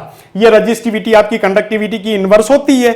अच्छा, यहां से ये देखिए बच्चों, आपने रेजिस्टिविटी की क्या यूनिट निकाली थी? ओम मीटर कैलकुलेट की। हम इस कंडक्टिविटी की भी निकाल लेते हैं। ये देखिए, कंडक्टिविटी इज इक्वल टू 1/ρ। अब मुझे एक बात बताओ बच्चों, 1/ρ, रो की यूनिट आपने क्या निकाली थी बच्चों? ये ओम। और ये क्या निकाली थी बच्चों? मीटर। जब आप इसको ऊपर लेके जाएंगे तो ये क्या हो जाएगा बच्चों? ओम इनवर्स हो जाएगा। ये ओम इनवर्स आ गया। इसको आप ऊपर लेके जाएंगे तो ये क्या आ गया बच्चों? मीटर इनवर्स आ गया। अच्छा, ये जो ओम इनवर्स आया है, इसी ओम इनवर्स को बच्चों बेसिकली हम क्या कहते हैं? Ohm inverse. ओम इनवर्स का मतलब समझे बच्चों आप लोग? ये देखिए ओम, ये ओम इनवर्स, कई बुक्स में ओम का इनवर्स करते हैं तो इसको मो कर देते हैं, ओम की जगह MHO कर देते हैं। इनवर्स इस तरीके से भी बताता है। अच्छा, ohm inverse, ohm inverse, ohm inverse को आपने किस तरीके से बताया बच्चों? ये सिंबल है ओमेगा, ये सिंबल है ओमेगा। इस ओमेगा का आपने इनवर्स किया तो बहुत सी किताबों में जब आप ओम का इनवर्स करोगे, ओमेगा का इनवर्स करोगे, तो जैसे आपने ओम को MHO किया, इसी ओमेगा को आप इस तरीके से इनवर्स कर सकते हैं। तो ये सारी बुक्स में जो है हम यूज करते हुए आए हैं, तो ये चीजें भी आप कर सकते हो। बेसिकली जो ओम इनवर्स है, इसको हम कहते हैं बच्चों साइमन। क्या कहते हैं बच्चों? Siemens, SIEMEN, siemens meter inverse. यानी कि ओम इनवर्स हमेशा क्या कहलाता है? साइमन। और साइमन के लिए जो हम मैं यहां पर लिख देता हूं, एक बार थोड़ा सा इस जगह पे लिख देते हैं बच्चों। ये देखिए, तो ये जो कंडक्टिविटी आपकी आई थी, इस कंडक्टिविटी में ओम इनवर्स किया, तो इस ओम इनवर्स को आप क्या कहते हैं बच्चों? साइमन। इसको कहते हैं आप साइमन। और ये मीटर इनवर्स आपके पास में था। इस साइमन के लिए हम कैपिटल S यूज करते हैं सिंबल की फॉर्म में, तो कैपिटल S मीटर इनवर्स। जब भी आप कैपिटल S लिखेंगे तो ये समझ लिया जाएगा कि ये साइमन है, यानी कि ओम इनवर्स है। आप चाहे तो इस तरीके से ओम को इनवर्स कर दें, आप चाहे तो उसको मो कर दें, आप कुछ भी कर दें, मो बेसिकली साइमन है। तो ये चीज कंडक्टिविटी आपको हमेशा पता होनी चाहिए, डायमेंशनल फॉर्मूला आपको पता होना चाहिए। अब एक चीज और हम देखने जा रहे हैं बच्चों, देखिए। तो बच्चों आपने स्पेसिफिक रेजिस्टेंस और स्पेसिफिक कंडक्टिविटी और रेजिस्टिविटी दोनों के बीच में आपने रिलेशन देख लिया, दोनों के डायमेंशनल फॉर्मूले देख लिए, आपने यूनिट्स देख ली। एक चीज और आप देखते चले बच्चों कि रो इज इक्वल टू RA/L, यही चीज थी हमारे पास में।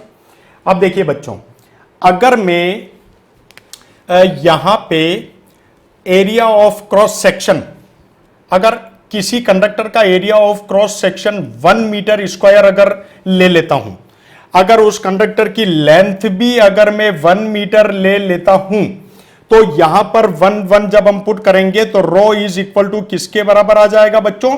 R के बराबर आ जाएगा। अब आप सुनिए इसकी डेफिनेशन स्पेसिफिक रेजिस्टेंस की कैसे बनाते हैं। स्पेसिफिक रेजिस्टेंस एक ऐसे कंडक्टर के रेजिस्टेंस के इक्वल होता है जिसका area of cross section 1 meter square हो और जिसकी लेंथ भी कितनी हो? 1 मीटर हो, यानी कि यूनिट हो। वापस सुनिए, स्पेसिफिक रेजिस्टेंस किसी ऐसे कंडक्टर के रेजिस्टेंस के इक्वल है जिसका एरिया यूनिट हो और जिसकी लेंथ भी यूनिट हो। अब बच्चों मुझे एक बात बताइए, क्या ऐसा कोई कंडक्टर है आपके दिमाग में जिसका एरिया ऑफ क्रॉस सेक्शन भी 1 मीटर स्क्वायर हो और जिसकी लेंथ भी 1 मीटर हो?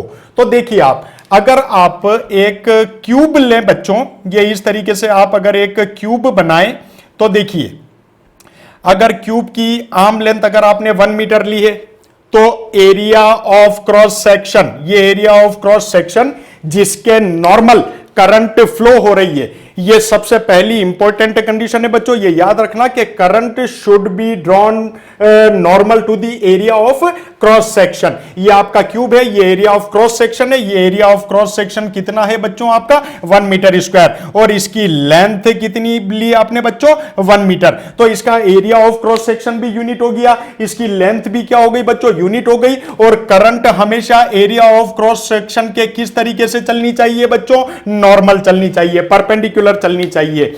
वापस से सुनिए, स्पेसिफिक रेजिस्टेंस किसी ऐसे कंडक्टर का रेजिस्टेंस है जिसका एरिया भी यूनिट हो, जिसकी लेंथ भी यूनिट हो, जबकि current area of cross section के नॉर्मल चल रही है या फ्लो हो रही है। तो that is called the specific resistance, और ये सिग्निफिकेंस है स्पेसिफिक रेजिस्टेंस का। एक चीज और देखते हुए चलते हैं छोटी सी।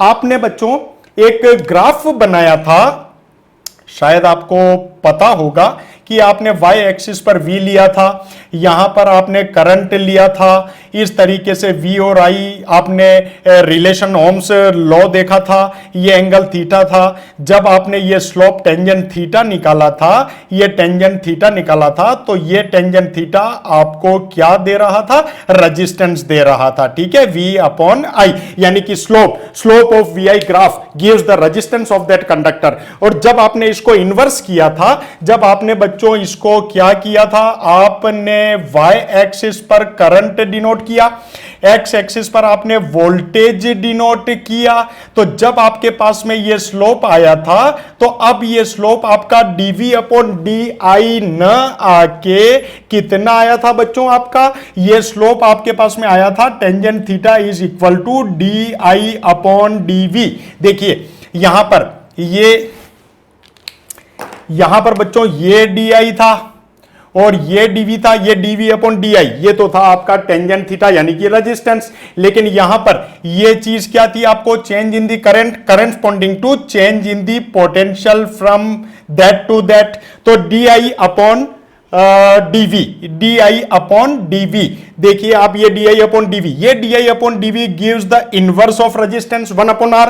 और जब आपने ये टॉपिक शुरू किया था तो आपने क्वांटिटी देखी थी, स्लोप देखा था, आपने ये बताया था कि VI ग्राफ में अगर स्लोप ज्यादा होगा तो उसका रेजिस्टेंस ज्यादा होगा, लेकिन IV ग्राफ में जिसका स्लोप कम होगा उसका रेजिस्टेंस जो है वो ज्यादा होगा। तो यहां पर देखिए 1 अपॉन r एक नया पैरामीटर था जिसको बच्चों आपने क्या कहा था, कंडक्टेंस कहा था, और ये conductance is denoted by G।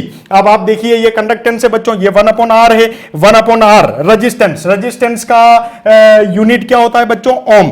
अच्छा, ओम को जब आप उल्टा लेके जाओगे तो ये क्या हो जाएगा बच्चों, इनवर्स हो जाएगा, यानी कि ये क्या हो जाएगा, ओम इनवर्स हो जाएगा।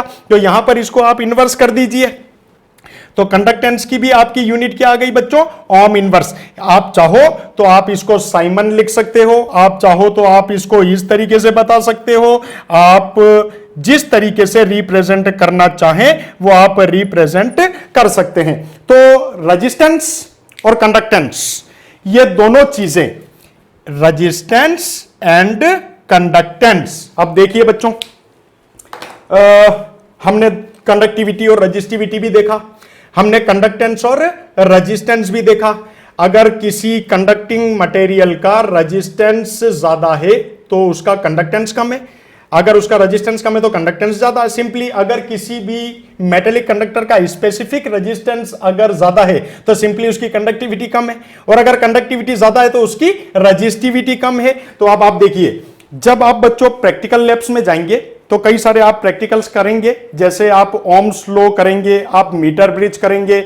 ओम्स लॉ में आप जो है आपको एक अननोन वायर होगा जिसका आपको रेजिस्टेंस VI ग्राफ कैलकुलेट करना होगा, रेजिस्टेंस कैलकुलेट करना होगा, रेजिस्टेंस शुड बी कांस्टेंट। तो वहां पर देखना बच्चों, जो कनेक्टिंग वायर्स हैं वो कनेक्टिंग वायर्स हम कॉपर के लिया करते हैं, और जो रेजिस्टेंस जिसका कैलकुलेट करना है, जैसे जनरली हम नाइक्रोम का वायर ले लेते हैं, कांस्टेंटन ले लेते हैं, मैग्नीन वायर ले लेते हैं। तो ये जो रेजिस्टेंस जिसका फाइंड आउट करना है वो वायर आप ऐसा लेंगे जिसकी रेजिस्टिविटी ज्यादा हो, और कनेक्शन के लिए आप वो वायर्स लेंगे जिनकी कंडक्टिविटी ज्यादा हो।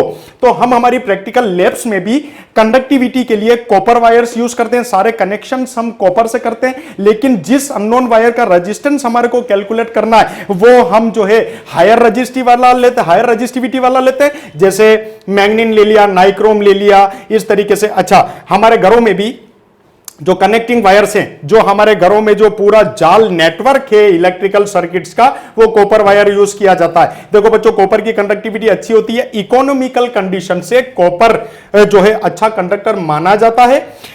बेसिकली सिल्वर बहुत ही अच्छा कंडक्टर है, एल्यूमिनियम भी बहुत अच्छा कंडक्टर है, लेकिन इकोनॉमिकल वे से एल्यूमिनियम, सिल्वर ये काफी कॉस्टली पड़ते हैं। अच्छा, काफी सॉफ्ट भी होते हैं, हम इनका नेटवर्क नहीं बना सकते, थोड़ा सा मतलब उनकी इलास्टिसिटी भी थोड़ी सी कम होती है बच्चों, उनको हम generally day to day life में यूज इतनी आसानी से नहीं कर सकते, उनका ब्रेकिंग पॉइंट बहुत ही जल्दी ब्रेक हो जाते हैं वो।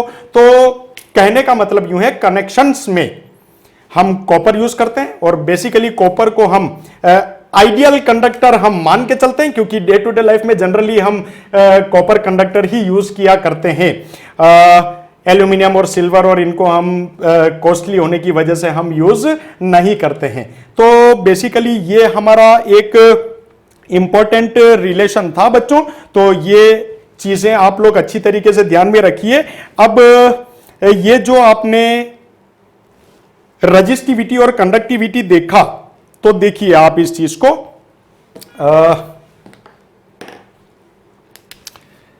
ये बच्चों resistivity inverse of the conductivity के इक्वल है। चलिए, ये कंडक्टिविटी है, अच्छा ये रजिस्टिविटी है। रजिस्टिविटी के लिए आपने क्या फॉर्मूला निकाला था बच्चों? m/n/e² टॉ, ये चीज आई है।